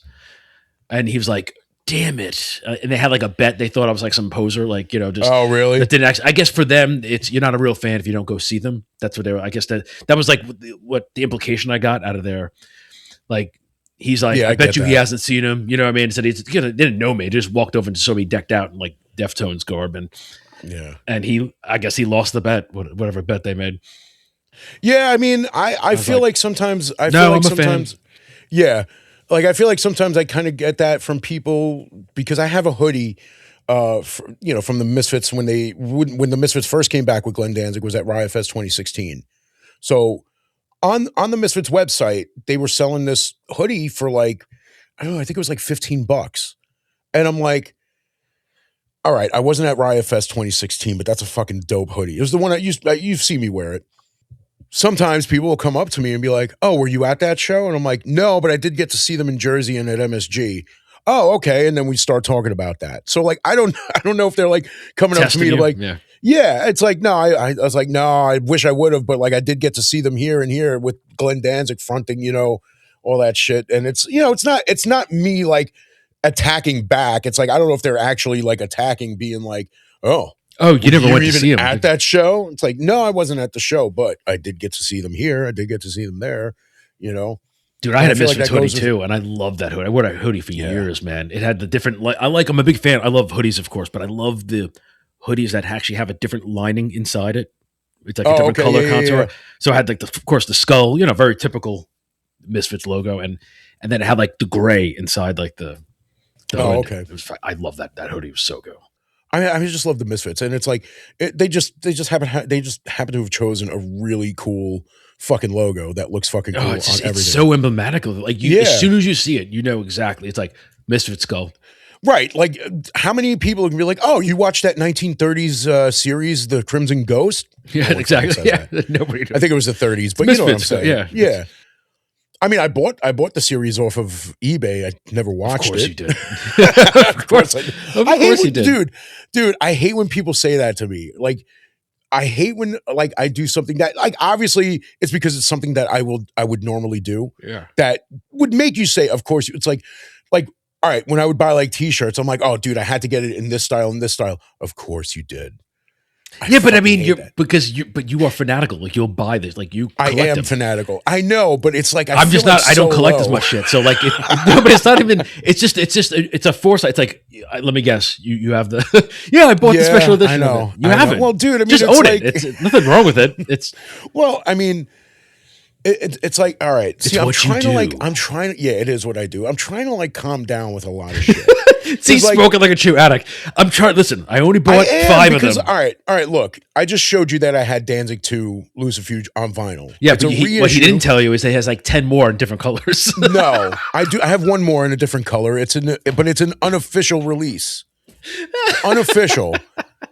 So, but I'm trying to remember the name of the, there's a record store that has a website that you can buy like the RSD version of it, which I think it's a red vinyl. Yeah. Dude, like you have no idea the amount of restraint to not buy that. Why didn't you just buy it? It's just one. Well, because they also have Danzig 1 re-released on another color vinyl. But wait, Glenn, like, what was it? The Glenn does Elvis? You bought like 7 of them, didn't you? I did. So why stop? I mean, like I get like not, wanting to have some kind of restraint. But I mean, it is, if it's the Misfits or Glenn, I mean, why stop there? Because then it's going to become, all right, which one do I open and listen to? I think Danzig sings Elvis. I think Danzig sings Elvis was the first record that I bought numerous versions of, that I opened all of them just to like check them out. Normally, if I buy like different versions of the same record, I'll open one. You didn't save one? Like you didn't save, like you didn't keep one unopened? I might have. So like there was an issue with one of the records. The pink, like the neon pink. With the record itself or the record itself, because a lot of people were getting them warped. A lot of them were warped. So like, is that just a production thing, or is that a? I think so. So yeah, it was just the pink one. It was just the neon. I wonder why the pink one. Why that specific one? I have no idea. I couldn't tell you. So a lot of people were like emailing the company saying like, "Hey, listen, you don't have this issue." So like, I did the same thing, sent them the email, showed them a picture. They're like, "Okay, just send it back, whatever, and we'll send you the new pink one we make, which is more of a like, it's a little more opaque, more solid, and it's like a different kind of pink." And I'm like, "Okay, no problem." So then like after a day, I'm thinking to myself, I'm like, that pink one's never going to be like anywhere ever again. I emailed them. I'm like, "Hey, listen, I would like to keep this record. Yeah. I would like to keep this warped neon pink record that no one's ever going to have ever again, and pay you the extra for the new one." "Okay, no problem." And that's what I did. So the initial one was translucent? Yeah, the initial one was translucent, and I think the newer one was like opaque. It was like, you can just a solid pink. I just figured it'd be solid. I didn't know more bubble gum. I didn't realize like translucency was a thing with records. I figured they always were solid. Well, apparently, like translucent records are like the best style of like the best, like play the best. I remember because like I would do RSD like every year for from like 2015 to like maybe 2022. What is RSD? Is record store day. Oh, okay. So this is a day actually it's 2 days out of the year where artists, they'll put stuff out on vinyl that either has never been out on vinyl ever before, or it's a reissue, or it's like a live concert that like you can only get if you go out this day. Yeah, wait online outside of a record store and buy it, or go on eBay and pay extra for it from fucking assholes who Is that now the record store day? Is it the same 2 days every year, or does it? Yes, alter? yes. Okay. It's Black Friday, and oh shit, what is it? I think it's a day in April. I'm trying to remember. It's usually a day in Fools? April. Is it like not April Fools? It's like is it after Easter? So kind of like bookends. It's like one towards the beginning of the year and one towards the end of the year. Yeah. Exactly. So it's like I'm trying to remember. Like I said, it's usually in April. Yeah, I would go every year, and it's like whenever there's like a point where I'm like, you know what, I'm not going to go this year, and it's like my brother will send me the list of stuff that's going to be out, and I'm like, fuck. Now I got to go. The two of them, is one better than the other? No, it's the same shit. I mean, I just mean like there's like in the beginning of the year, like the April one. Let's say if it's April, do they have specific shit that they put out, or is it just doesn't? Okay, no, it's just whatever, But like I just got like too crazy with it. I was spending like like I said, every few months when they do this, it's like I'm spending like $500. Yeah. On a bunch of shit, because it's like, you're not going to haggle the price of a brand new fucking record. The whole point you're here at 5:00 in the morning waiting for the store to open at 9 is because you want to buy this shit and you got to grab it because they only put out a certain amount of copies and each store only gets a certain amount of copies to sell. It's like the Crota. So, you got to get it online and get it while it's hot. There was one year, like, it's like whenever they put out like David Bowie stuff, I like to get it. I like David Bowie. How many, just on a side note, like how many records do you say you have, like rough shot? Like, fuck. Would you say hundreds? Dude.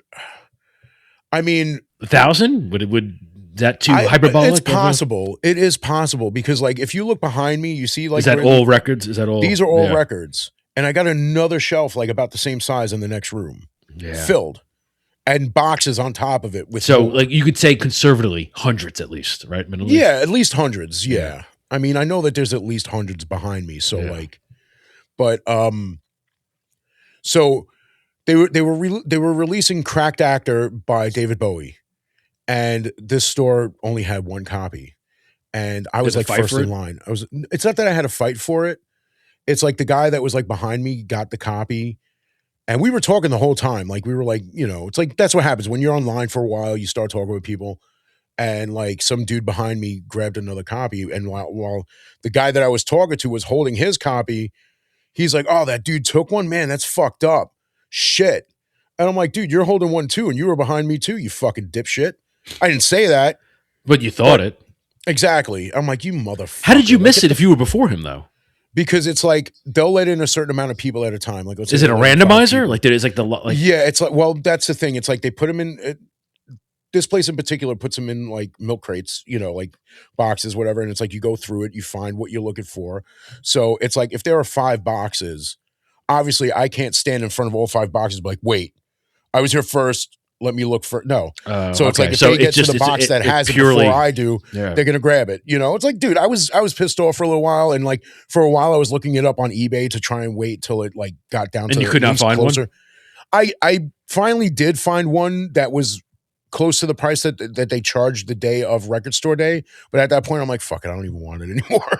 You know, what was the price of it though in the record? It was like $70 record day.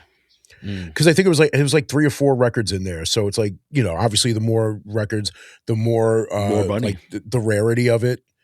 You know what I mean? So, dude, because like you can find like on Record Store Day there can be like a single, like an EP that has like 5 songs on it that's like $30, and there's like a full album that's like $20. It just all depends on what it is and, you know, the rarity of it. Because, dude, like. They put out Ramones shit every year. They put out Prince, David Bowie, you know, a lot of, I hate to put it this way, but a lot of dead artists, they put out a lot on Record Store Day because they know they'll make money off of it. And a lot of people who are record collectors won't go out on Record Store Day because they know it's just a money grab.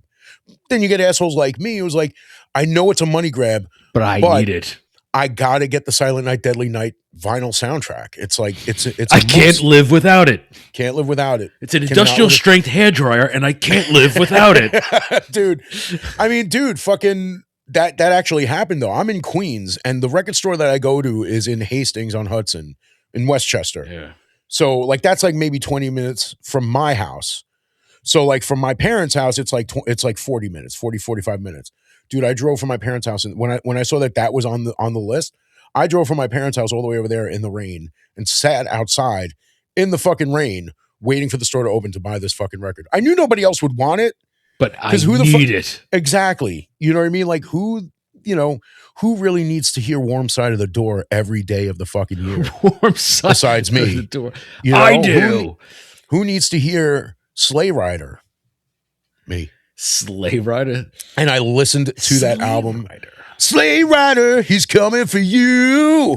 Sleigh Rider, what you gonna do? Is that the song? Sleigh Rider, he's got a surprise when tomorrow comes. You won't believe your eyes. Dude, when I was not familiar with that song till now. Well, that was the beautiful thing about Silent Night, Deadly Night was that it had its own soundtrack with its own Christmas songs. You know, like they wrote a whole shitload of Christmas songs just for this fucking movie. It's great. I listened, dude. It wasn't even around Christmas time when I met Eric Freeman and Robert Brian Wilson. Yeah. You know, from Silent Night, Deadly Night 1 and 2. But I was listening to the soundtrack the whole way to Connecticut. Dude, the Sleigh Rider kind of gives me that Crossfire theme, like the Crossfire vibes. Very Crossfire. Much so. Yeah, it's the same kind of vocal. Gives me that vibe. You know? Yeah, like the Crossfire. Same, like that rhythm. I can't do that high part. I can't do it either, dude. I couldn't even do it as a kid. I mean, he's like for that song, it's more of a deep voice, like Sleigh Rider, he's looking for you.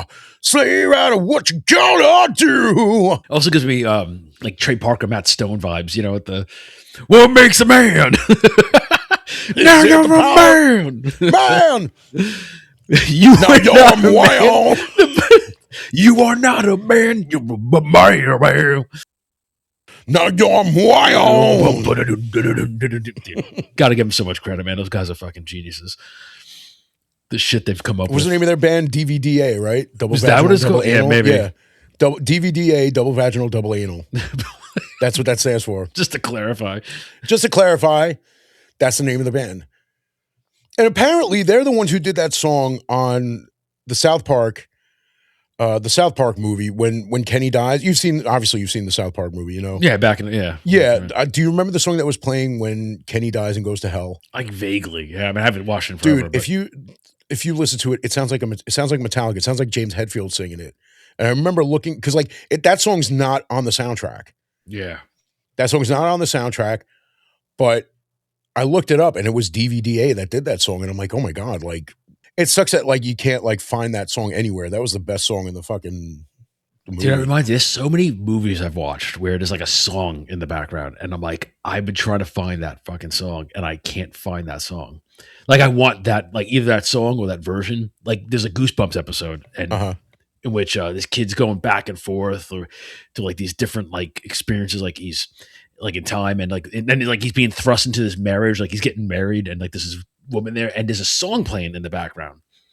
And it's a garbage song, but it's not by garbage. It's being done by some house band or whatever they have, but I love that version of it. The woman singing is great. And I try to look, I can't find, this day and age, you get so used to being able to find some otdio of it, on YouTube or whatever. Yeah. And could not, I spent hours trying to find there's no credit to who even sings it, it's all I had to do was listen to the Garbage one, and I still think that's the Garbage one. Garbage is a great band, but I love that.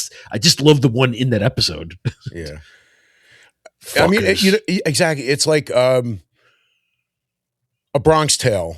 There's a scene where there are these four guys singing "I Only Have Eyes for You" a cappella, and then it fades into the actual song. I wish there was a full version of that a cappella version. And I will say this also, I just looked it up. Turns out James Hetfield did do the lyrics, did do the vocals. He did? I looked, because I remember when I first looked it up, it just said DVDA.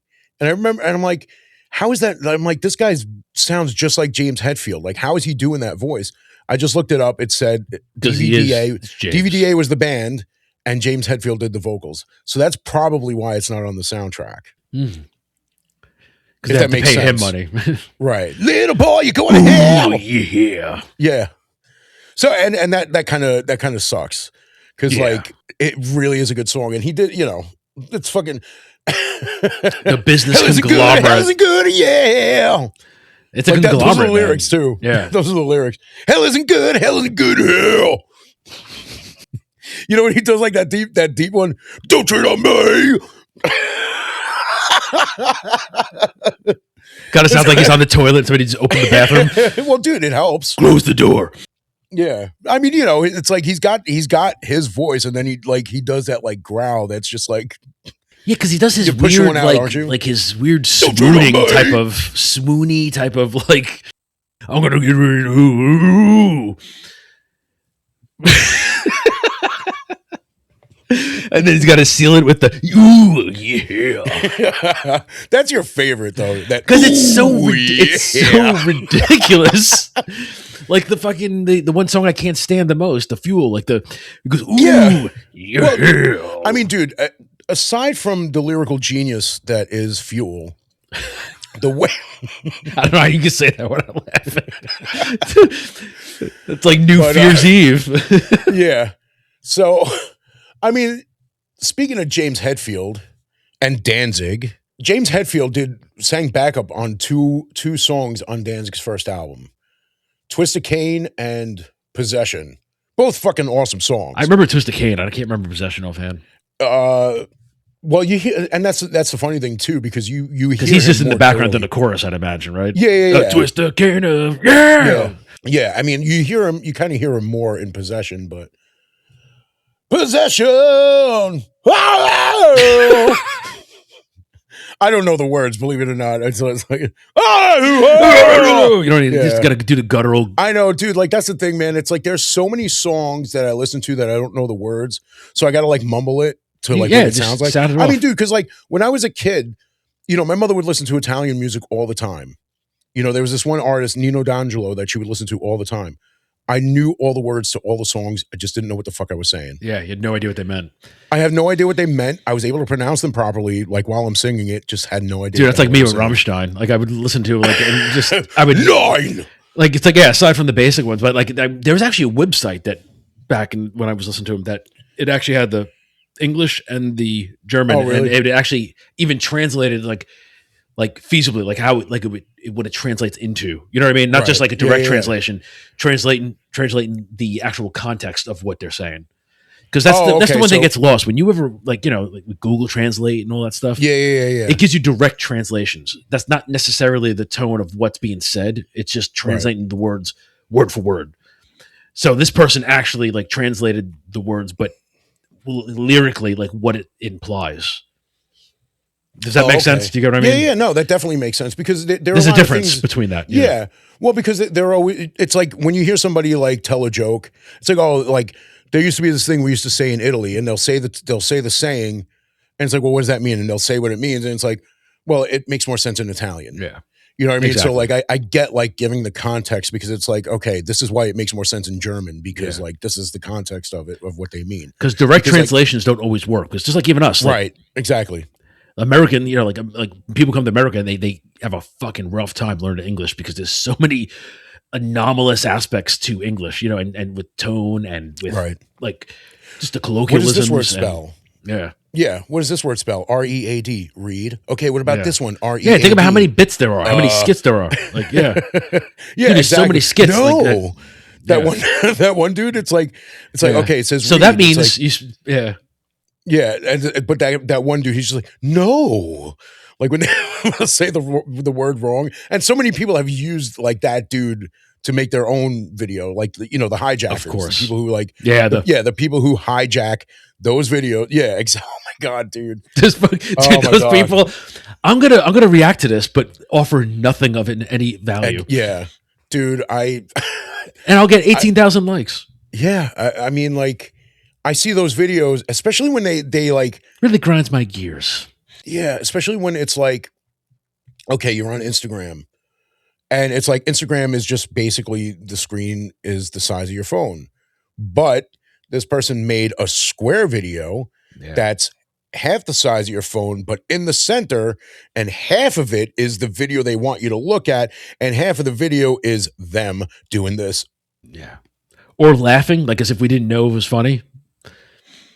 Dude, you ever remember that one video in particular where the person's in the middle? They're like in the middle of the picture, and I'm like, it's like being at the movie theater and like some asshole sitting in front of you with a ginormous head and an even bigger hat, and you can't see the fucking screen. See? Yeah, like, dude, that's a very no, I'm saying like what that's very this segment's very visual. If anybody watches this, because what you're doing is exactly what is precisely what we're complaining about. With the point, or the best is when you could tell that it's a loop of somebody laughing, and it means it's not even that person. It's somebody took that clip of that person laughing and threw it on there. Yeah. Oh, time to laugh. I wasn't going to laugh because I didn't know it was funny. But since this person's dying, it must be funny. Right, yeah. Thank you for offering your insight. I've seen that where they like just loop that one dude with the hat. He's in the car. Yeah. He's like, and it's not even laughing in rhythm with whatever joke is being told. So you know it's a loop. It's like, what? Like the person's just breathing. It's like, can't even time the loop right. Yeah. Get him. Yeah.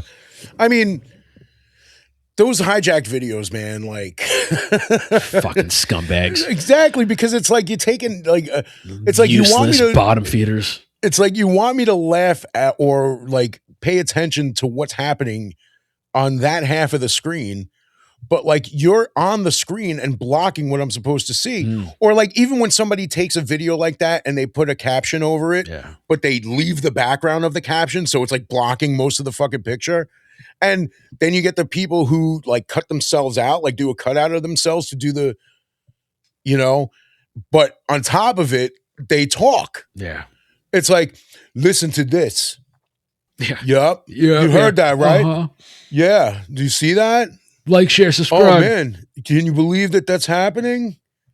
Dude, that's running along because, I always come up with names for these type of people and all sorts of things. But this also reminds me of how do I want to put it?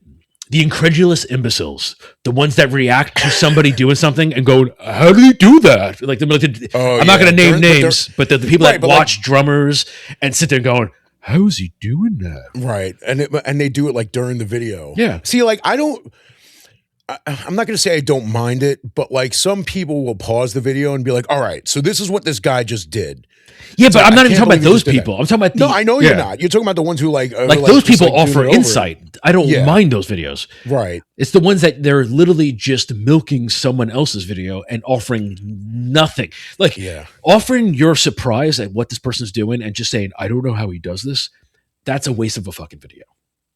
I agree. It's like, dude, my favorite drummer, like, Esteban, the Sabario, whatever, I forget how to pronounce his name correctly, but he's just an absolute rum. Dude, rum. He's a fucking beast, man. And like, and like so many people take and remix and fucking react to him, understandably so, because he'll sit there and play like 100 miles per hour with one hand, while the other hand's either smoking a cigarette or drinking coffee or both. And he's just sitting there going, and like there's that one dude who's just sitting there, like he's like 10 videos, he's just hijacking of him and just going, how is he playing that? The reason I say ass and rum is because he has a hat. Yeah, I know. I think he has a shirt. Yeah, it says bass and drums, but the B and the D are. I tried looking up his name. It's Estepario. Estepario. It's so hard because it's a weird name, and and it's the pronunciation is very specific. Right, I'm sure. But that guy is just a fucking absolute, just a machine. He's a Brazilian drum machine. Are you looking it up right now? Yeah, I'm looking it up. I'm trying to El Estepario Siberiano. Something I'm sure, like that. Yeah, I said that in the whitest way possible. You did, but I think that's pretty much how you pronounce it. El Estepario Siberiano. See, I'm saying it with an Italian accent now. Yeah. I don't think he's Italian, but it's the best I could do. You know what I mean? It's the best you're gonna get. That's the best. If you know, you know. That's all that's important. Exactly. And he's the best drummer on the fucking planet. Best I could give you is Italian accent. In my humble opinion. Yeah, best. Estepario. Final offer. He'd be sitting there like drummer, like, did you just use Italian? Estepario. That's matter of fact, we should make a reaction video of you going, how did Estepario do it? How does he play it? Marone. Mamma mia, Luigi, how did he do that? Gesù Cristo, mannaggia. Oh my god, dude! And that would get like don't you know I used to sing Italian songs even though I didn't know what I was saying? Of course I could say it with an Italian accent. I want to cry like a little baby girl does. Yeah, dude, that fucking.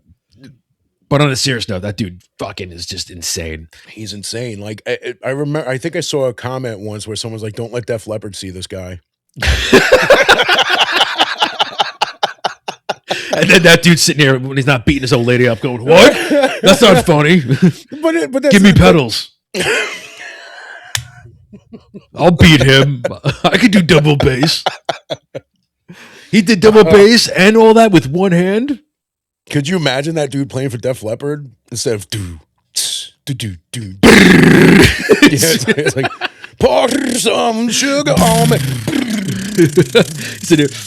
And then the singer turns around and is like, how do you do that? Yeah. Dude, how are you doing that? I think he would put them into like a coma with the sound. I mean, dude, it's like you look at a lot of these bands that have fantastic drummers who, either unfortunately lost them from playing too hard. Death. Well, I mean, because look, like you got Rush. They lost their drummer. I heard that, and I know I never listened to Rush, but he is like right. Like, yeah, but again, I heard that the woman who took his place is fucking fantastic. I haven't heard anything because like I'm not that big of a fan of Rush, so like it's not like I'm like, oh, I got to see this. It's always good that they get somebody that can hold up what the person who left did. But I remember when the drummer from Foo Fighters passed away, like Estepario was putting out these videos of like, hey, Foo Fighters, check this out. I could be your new drummer. Like he was like basically like putting out like, hey, I want to be your drummer videos, So it's like when you look at some of these bands that like, you know, lose their drummers or get rid of their drummers, and it's like, why not this guy? I mean, like, I know why not. I know, like, he probably makes more money doing what he does on YouTube than he would if he actually went on tour with some of these bands. Especially as a like, new guy. Like, yeah. Yeah. Like, dude, Foo Fighters is like a fucking, you know, another corporate like business. Like, it's like, think of how many people don't even know Nirvana, and so many people now, young people, kind of know a Foo Fighters. Oh yeah, it's like you know what I mean? Like, they're already in that, like the older band. Like, in other words, Dave Grohl's been around for too long. You know, like old like bands that are like have been around forever. Two legendary bands. Yeah. It's funny because like it's like that meme where it's like, hey, you know, the drummer from Nirvana kind of looks like a young version of Dave Grohl from Foo Fighters. Yeah, he does. I mean, he does. How does he do that? Right? Isn't that crazy? They got the same mouth and the same big ass donkey. It looks like if Dave Grohl was younger, he'd be playing that. Dude, Dave Grohl like was so nerdy looking because before he grew a beard. Yeah. Dude, and not even, he looked like a Bob's Burger character. Like, he did. That's exactly what all the love in the world for Dave Grohl. I think. Oh no, he's a legend. I love him as an artist. I think he's, you know, Roots. I'm sorry, Route 666. Bloody Roots. You talking about Studio 666? Studio 666. Great fucking movie. Dude, that movie just like creeped up out of nowhere. Because I remember from the hell, from the cracks of hell. Because like I was going through Alamo's app and I'm like, all right, let me see what's playing. And I see Studio 666 and I'm like, what? I'm like, is that? It's like, that looks like Dave Grohl. So I click on it and I'm like, oh, that is Dave Grohl. I read the synopsis of it. Didn't like think to like click to play the trailer. Texted my cousin. I'm like, dude, this movie seems interesting. Would you want to see it? Texted me back like maybe 5-10 minutes later. He's like, okay, I just watched the trailer. Let's do it. Yeah. Bought the tickets. Dude, that was like a fucking sweet surprise because like I, at that point, had no idea that Foo Fighters was putting out a movie. Didn't know that fucking it would be that good. You know, like we just went on a whim. We're like, fuck it, a Foo Fighters movie. Let's go see it. It's not only good, but it's one of those movies, at least I can only speak for me, like my personality style, that I could put on like multiple times and just have it on and have it on in the background because it's just it's a surprisingly hilarious movie. Exactly. It was such a sweet surprise, it was well done. Yeah. Dude, when he's sitting there singing fucking hello, is it me? And then fucking Lionel Richie walks in. He's like, what the fuck you doing? Get your own fucking song. My fucking song. He's like, do you know whose song? That's my fucking song. It's my fucking song. Get your own fucking song. I still love, dude, Jeff Green, because, you know, being a huge Curb fan. Yeah, and, dude. Like, yeah. He was. Like anything. That beginning was just, I watched that like 20 times, that beginning. Go blow your dick off into your mouth. Blow my dick into my mouth? Why do I want to do that? If it makes me money, blow as many dicks as you want. when you know what it is, like when he starts getting like into character and he just starts talking more, he's like, yeah, you know, it's the best. You know, like yeah. When they were opening the restaurant, makes me money. When they were opening the restaurant in Curb, and they were like trying to figure out what the uniforms would be, and it's like, yeah, you know, I got this vest, and it's like, it's a vest, like the way he says it. Just, yeah, come on, forget about him. You screwed me, like, dude. He's so dude. Remember when I'm going back to Studio 666, yeah, fucking the L chord. Yeah, the special chord. Yeah, it's like, how do you tune that? It's like what chord is that? It's the L chord, dude. And it's funny, very Jack Blackish. Like that was. I mean, like I know they're like best friends, and like that was like a Jack Black joke right there, and it was like. But the whole band was very funny. Like, you know, not the best actors, but they were funny for what they did. You know, and just that look in their face when he's like, what chord is that? What are you tuned to? Yeah. It's just, and just Dave is just, dude, I have to much credit. That movie was fucking hilarious. Even Whitney Cummings was funny. Yeah, she was funny in that. Fucking, of course, Will Forte, the delivery guy. Oh, hey, are you Foo Fighters? Like, just right when he's dead outside, they find him. Yeah, because he had the album, like the So, but dude, like at the time, like I haven't been like following Foo Fighters. Like I didn't even know Pat Smear. Well, I didn't know Pat Smear was back in the band. Like, didn't he leave for a while? I don't recall, man. Like he was in the band as far as I remember. Like I dipped out for a while. You know what I mean? Like yeah, me too. Like I thought he left for a while. Yeah. I don't know. I guess we're old school cats. Like I remember Foo Fighters came out. Like and I listened to those first couple albums, and then I kind of you listen to other shit over time, and then like I came back to them like a decade later with shit. I can't remember what album. Like the one with I got a confession to make. Whatever the fucking. Well, it's fun. It's funny because like and even that's albums ago. That's fucking I'm trying to remember like some year, like not too long ago. We were talking about Record Store Day. Dave Grohl became like the ambassador for Record Store Day one year because like for a while I think it was. I could be wrong. Don't quote me on this, but I think Eddie Vedder was the ambassador for a while, and then it became Dave Grohl. I haven't seen. Like that's another band. I haven't listened to them in like a decade. Pearl Jam. Yeah, I know. I think they have probably like 8 albums out that I haven't even listened to. Oh yeah. See, like I think after Vitology, I didn't touch a Pearl Jam record until Backspacer. I know that's a long fucking time, but no, I'm trying to think of food because Vitology. Oh wait, maybe No Code. Maybe No Code. I'd see No Code. I remember it came out. Never really listened to it. Then they pulled me back in with Yield, and I dug Yield. And then it wasn't until like years later that Binaural came out, and that's an album I fucking listened to. I loved Binaural.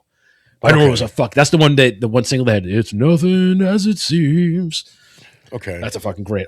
That's a great album. But from that point on, man, like, dude, there's that one with the avocado on it. There's the other one with the lightning bolt and all this Illuminati fucking symbology that they have on all the covers. So yeah, they lost me at this point. But you know what, Gigaton. Is that the newest one or the second to last one? That's one of the newer albums. Be, you know what? I got to look it up. Like if you look at the discography, because at this point I've completely lost track of the band. Okay, it looks like they came out with an album in 2024, Dark Matter. Dark Matter, right? Like it gets all like cryptic type of like. See, I think I have Lightning Bolt, but I think it's one of those albums that I bought on vinyl because it was like $10 on Amazon or some shit. I do that a lot. Like I buy records that are cheap because they're cheap. Bargain, but because like I'm not like, dude, like I'm not gonna lie, man. There was that fucking Green Day album that like it sucked because it wasn't a Green Day album. Is that the one where they completely flipped and decided to become Black Keys / like whatever? I'm like, dude, what? You know how much I loved Green Day back in the day. Yeah, no, me too, man. And we both fans, but they were so good and they had a great run, but like they went through like a personality crisis and they just started making weird fucking music. Yeah, that's so so far removed from what they were. And I remember hearing the song. I'm like, it's not a bad song, but I would never guess this is Green Day. It's like, what are they? Yeah, what is he doing? Like I said, man, I never knew what he's doing back there. Again, I bought the album, dude. I think the vinyl was like $6. I should have known by that. That should have been a sign. Yeah, that should have been a sign. Yeah. Omen. Yeah, and I was just like, what the hell? I'm like I don't even think I opened it. Like I think I listened to it because like I got it like. Sometimes when you buy music from Amazon, like you get the free digital version of it, like in your Amazon account. And I think I was listening to it. I'm like, what the fuck is this? And I was holding on to it for a little while. I'm like, I might return this. I'm like, but it was only like $6. What's the point? Dude, it almost reminds me of like the personality bands that I often refer to, like Machine Head, like Papa Roach, where like their sound adjusts to whatever's popular at the time. Right. I mean, dude, like I haven't been a fan of Green Day since like the 90s, but like hearing that album and it's like, this isn't Green Day though. Well, for me, they came out like Green Day kind of Weezered it for a while. Like when they came out with the slow radio song that made them a lot of money and then everything became that type of song, like. Which one? Oh, you're talking about Time of Your Life? Yeah, like around there, but it was more of like I'm thinking more of like the a little bit later on, like the next echelon of their career, where you had like the Tell Me September. Like when September wins, and then there's what else? There was a couple like the singles, and they all had that same formula, like Weezer, right? When Weezer, when Weezer first came out, their first album, that was the album. If you ask every one of our favorite bands that we listen to, what are you listening to right now? It's like that album, like the Blue album, whatever it is. Yeah. Like, and it's a great album. Like, I never got super into them, but like that album was such an influential album for all the bands that I love, you know, that you and I love. Like, everyone be like, listen to Weezer. Like, it's one of those bands. Like, and not that the stuff they came out with now or over the last couple of years is bad. It's just once they did that like Hollywood Hills type of fucking like, it just every song became the same thing. It became like the Taco Bell like of like Play-Doh factory shit where they're going, just make money, just making money because it's all just like these feel good type of, you know, like not there's no real depth or complexity to it, nor originality. It's just they're just kind of mimicking their own stuff. When Hash Pipe came out, Hash Pipe's a great song. Yeah, it is a great song. It is a great song. It was just like a heavier song. But I'm thinking more of like the Beverly Hills. No, yeah, like that type of that. Yeah, and there was that one song. I can't even remember how it went, but in the video, it was Weezer with like the Muppets. I don't know if you remember that video at all. I do. Like, Hash Pipe was a great song, but they also did a cover of Africa by Toto. Yeah. So I mean, it's easy to say it's a good cover because it's exactly like the original song. Like like straightforward cover. Yeah, it's a straightforward cover. Like they didn't really do anything. No personification of their band or exactly emblematic. But one of the funny things was, you know, Toto still goes on tour. Like they still do shows. I would say a few years after they did that, a video surfaced of Toto doing Hash Pipe live. That's pretty funny. And I mean, another straightforward cover, but it was good. Like it was a fucking good cover, you know? It's like, okay. So you like back at you. Yeah. So on One Record Store Day, there was they put out the Africa single by Toto. And the record itself, believe it or not, was shaped like Africa. So the way this works is like you get like a record that's like a specific shape, but like the music is like in the center of the picture. So it's like you can have a record that's like any shape, and as long as the music is like in one spot and it's, you know, obviously in a circle. The other side was the song, was it called Rosanna or Meet You All the Way? You know, Meet You All the Way. And it was like a different picture. It was like the girl from the video, like standing like in like an alleyway, whatever. That was the same band? Okay. Yep. Meet you all the way. Yeah. Hey, yeah. Fucking. Well, dude, I mean, Toto was a good band. I mean, like, come on, like. I'm not saying they're not. It's not a band I delve into. You know what I mean? Like, I knew Africa. Dude, I've never like fully like delved into the Reigns of Africa or whatever it's fucking. Yeah, no, it's just Africa. Okay. But like, you know, then there was For the Line. Love isn't always on time. Oh, wow. Yeah. See, dude, that's the believe thing. It or not, that's a heavy riff. That down. You know, it's a good fucking song. I think it was. I can't remember if it was the same Record Store Day or the next one where Weezer put out their single of Africa on a Africa shaped vinyl. You know, so I was thinking to myself like how awesome it would have been, and I don't know if they did or didn't do this. If Toto put out a single of would they put Hash Pipe, would it be but like, you know, make it the band like standing in front of like a Blue album, you know, instead of a you know, whatever album that like Hash Pipe was on, because like all their albums like were pretty much the same thing, where it was like them standing in front of a specific color wall, right? I think so. Like, yeah.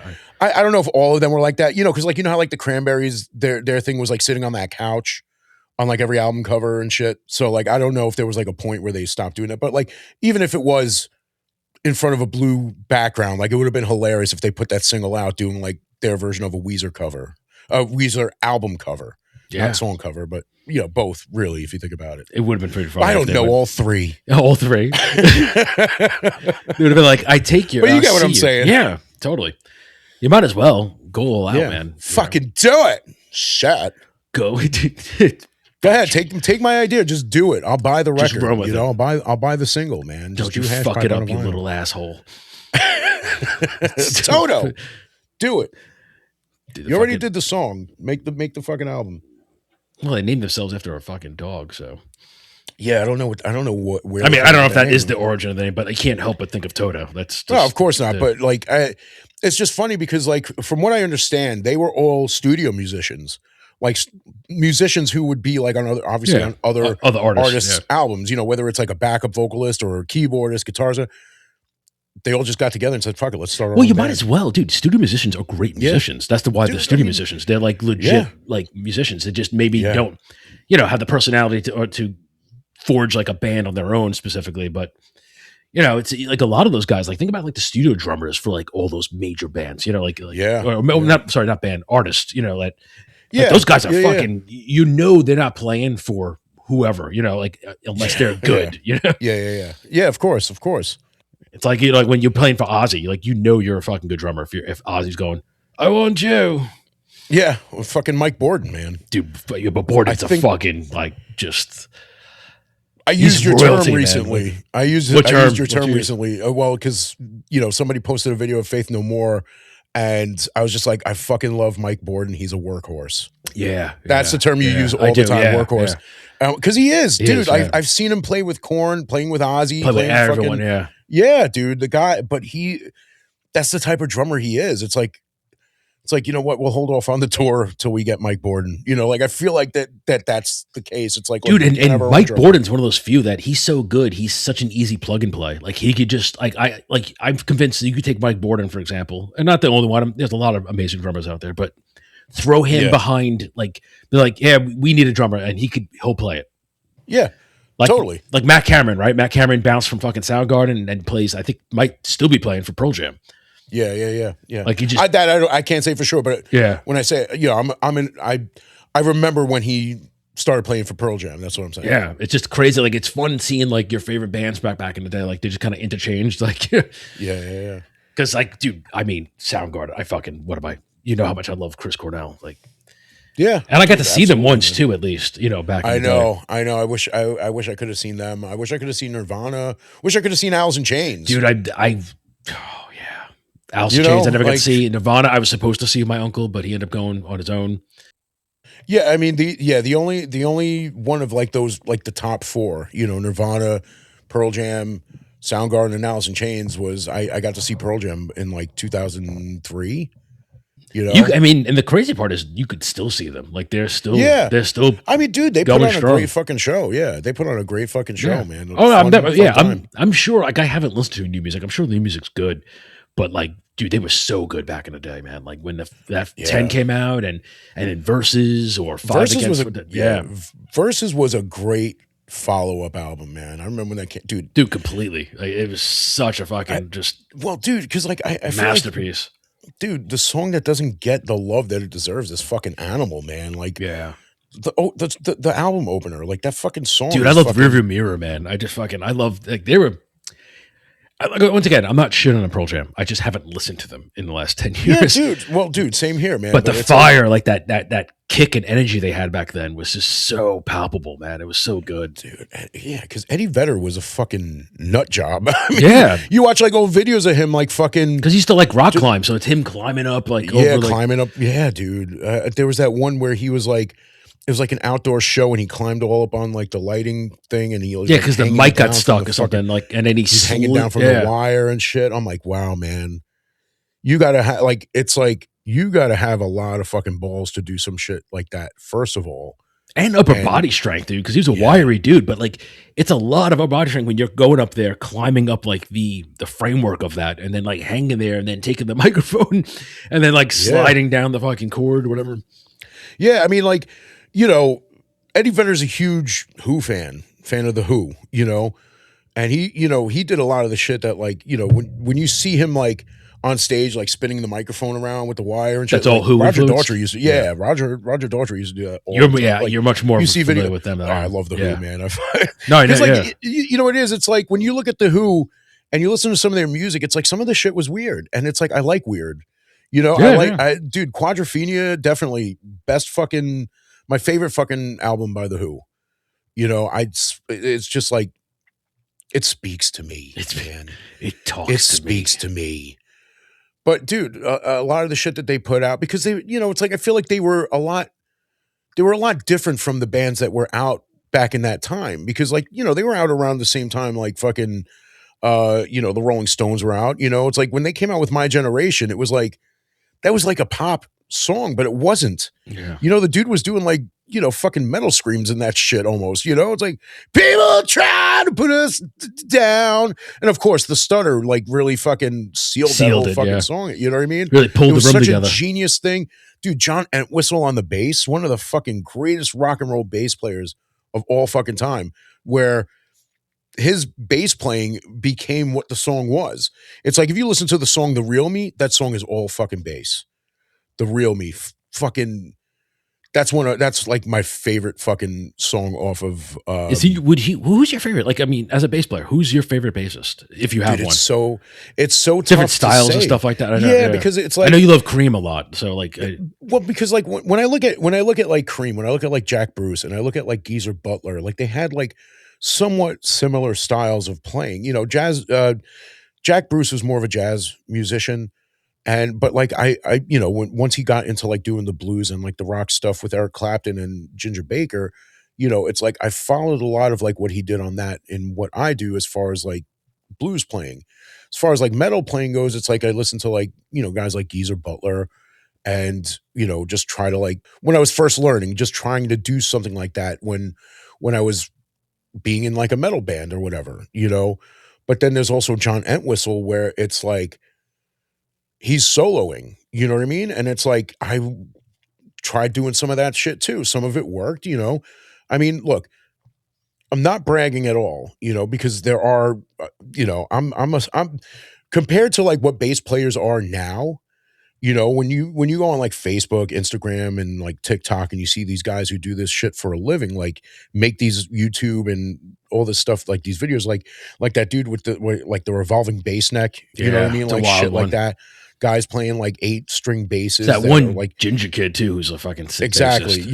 Yeah. You know, it's like they're doing like slap and pop on like 8-string basses. You know that, you know, the neck is like a fucking surfboard. You know what I mean? Like I can't even fathom even attempting just having your hands on it and like exactly, dude. Like I can barely play a 5-string. You know what I mean? I just listened to what I liked listening to, and took what I could from what I listened to. So like when I was recording our first EP, you know, we brought in you know, one of our practices basically. And the guy who produced our EP, he listens to it and he's like, "Okay, who's the bass player?" And I'm like, you know, I was just like kind of like this guy. Here. And he's like, "Yeah, I definitely hear some John Entwistle in there." And I'm like, oh my God, like really? Like I was just like I didn't want to say anything. Like I don't want to be like, really? You think so? It's like, cause that's how I was inside. I'm like, oh my God, really? Giddy like, schoolgirl, like just like a yeah, exactly. And again, I'm not that fancy of a player. You know what I mean? I'm not like a super fancy bass player. Like I don't slap and pop. I do sometimes, you know, like when it's easier than using a pick, you know. So, you know, because like, you know, with the cover band that I was in for a while, you know, we did Immigrant Song by Led Zeppelin. Yeah. You hit the notes and you hit you hit the root note and you hit the octave. I think it was a G. So it's like it was played with a pick. So it's like din digga ding din digga ding din din, you know, and it's like I'm trying to do it with a pick and I couldn't do it. Yeah. So I tried doing it with my fingers. Right? I tried doing it with my fingers. I still couldn't do it. Oh, I thought the fingers would be the easier one. It worked when I slap and popped. It was like ding ding ding ding ding ding. You know, yeah. I was able. It was still tough, and I you know when they picked to do that song, I'm like I was like, you know, I fucking hate John Paul Jones. I love him. I think he's a fantastic fucking player. You hate it because he's so good. Yeah, exactly. Because like the chorus is like, dude, it took me so long to fucking like actually be able to do, because like at that point I hadn't had to learn anything like it, and it's not like super complex, but like for me, someone who never played it, it's just like it was, you know, I haven't had to play anything that fast that were actual notes in a long time. Dude, he's a beast, man. Like he is, man. Dude, and he's another one of those bass players, man. Like fucking, I always say, when it comes to Led Zeppelin, I think he was a better bass player than what's his name was a guitar player. You talking about Page, Led Zeppelin? Jimmy Page. Yeah. Jimmy Page, yeah. Dude, if you ever listen to Them Crooked Vultures, great fucking album. He played that, he was in that with Joshua Homme and David Grohl. Yeah. It's that 3-piece, which I'm still waiting for the second album. I know they said they've been working on a second album. Dude, I highly recommend for those watching, like check out Them Crooked Vultures. Like dude, that album is amazing. That's another one of those. I'm a big Joshua Homme fan. I love Queens of the Stone Age. Love Caius from back in the day. Yeah, got into like all that, like what do they call it? Stoner rock, yes. Stoner rock, yeah. With Caius though, it was what they call desert rock, I believe, if that was the term, because they would literally grab amps and everything and they drive out, because being in Cali, you're right by the desert, so you just drive out to like Nevada or whatever, and literally just take generators and just literally just play in the desert, and it became like a thing. Oh, okay. I have limited knowledge of that, but it's I don't know much about Caius. I mean, up until like fucking maybe 10 years ago, I thought it was pronounced Kios. So like Kios, you know, that's like, but yeah, no, I never got into them. Queens of the Stone Age. I know some of their music. There was this Facebook page that I was in where this guy would post like Amazon deals on records, and like a lot of them were really cheap. So like, I just bought a bunch of them, and I have a lot of them that aren't even open. So I bought them Crooked Vultures. Dude, like they even had like a couple of Down albums that I got. Oh yeah. Yeah. So, there was that Green Day record, which was fucking, weed plate, whatever you want to make of it. Yeah. Fucking coaster. It was just so weird, that album. Like I can't even. I'm presuming we're talking about the same one. I just remember watching a video of it and going, this is Green. Like the song, wasn't a bad song, but it was just like, this is not Green Day. Like, what are they doing? Like, is he going through like a midlife crisis? Is that like I don't like? I don't know, and it's got to be the same one because it wasn't like a punk record. It wasn't like their normal like. No, it was like they wanted to be the Black Keys, and I'm like, dude, you're Green Day. Like, just make Green Day music. It was that type of music, and I'm like, why are you inventing wheels? Like, just play Green Day. Like I said, I listened to it digitally. I think I listened to it before he even came, and I'm like, I might return this. But like I said, it was so cheap. I'm like, what's the point? But dude, John Paul Jones and all them, like that three of them are really good together. Yeah, I'm definitely going to listen to it. It is like, so I don't, because I know you're not a huge Queens fan, but like, right. Josh is fucking great. Like, and that album, I'm telling you right now, once you play the first song, if you're going to be into it, you're going to be into it the first second it starts. I mean, definitely going to check it out. Yeah. So, anyway, I think it's safe to bring this to a close. I think it's time. Close it down to Chinatown. That's way down. You mean down? Yeah. Like the new. It's my way or the Long Island Expressway. So specific. Well, that's from Meet the Parents with Robert De Niro's lines. Is that what he's like? I will take you down. I will take you down to Chinatown. Oh, and that was another thing they say is like, it's my way or the Long Island Expressway. So, God, I love that movie. Those set of movies are so those good. Movies are great. This is the end, my only friend. The end. Should sing it like Danzig though. Until we meet again. We'll sing it like Danzig. This is the end, my only friend. Oh! The end.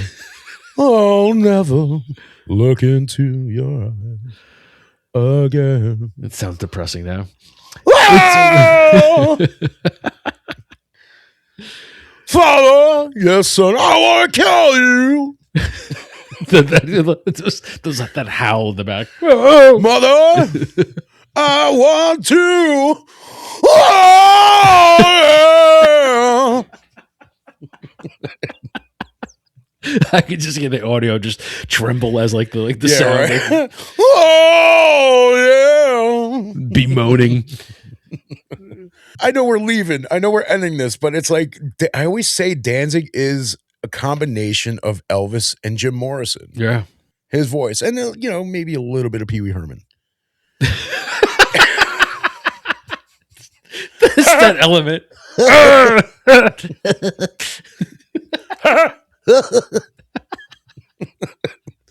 Bye. Hey, what's going on, guys? This is Storm here. I just want to thank you guys for hanging with us. So do it for real. If you like it and you want more, like, share, subscribe, shout at the rooftops. Any methodology you wish to employ, the power is yours. Use it wisely. Until next time.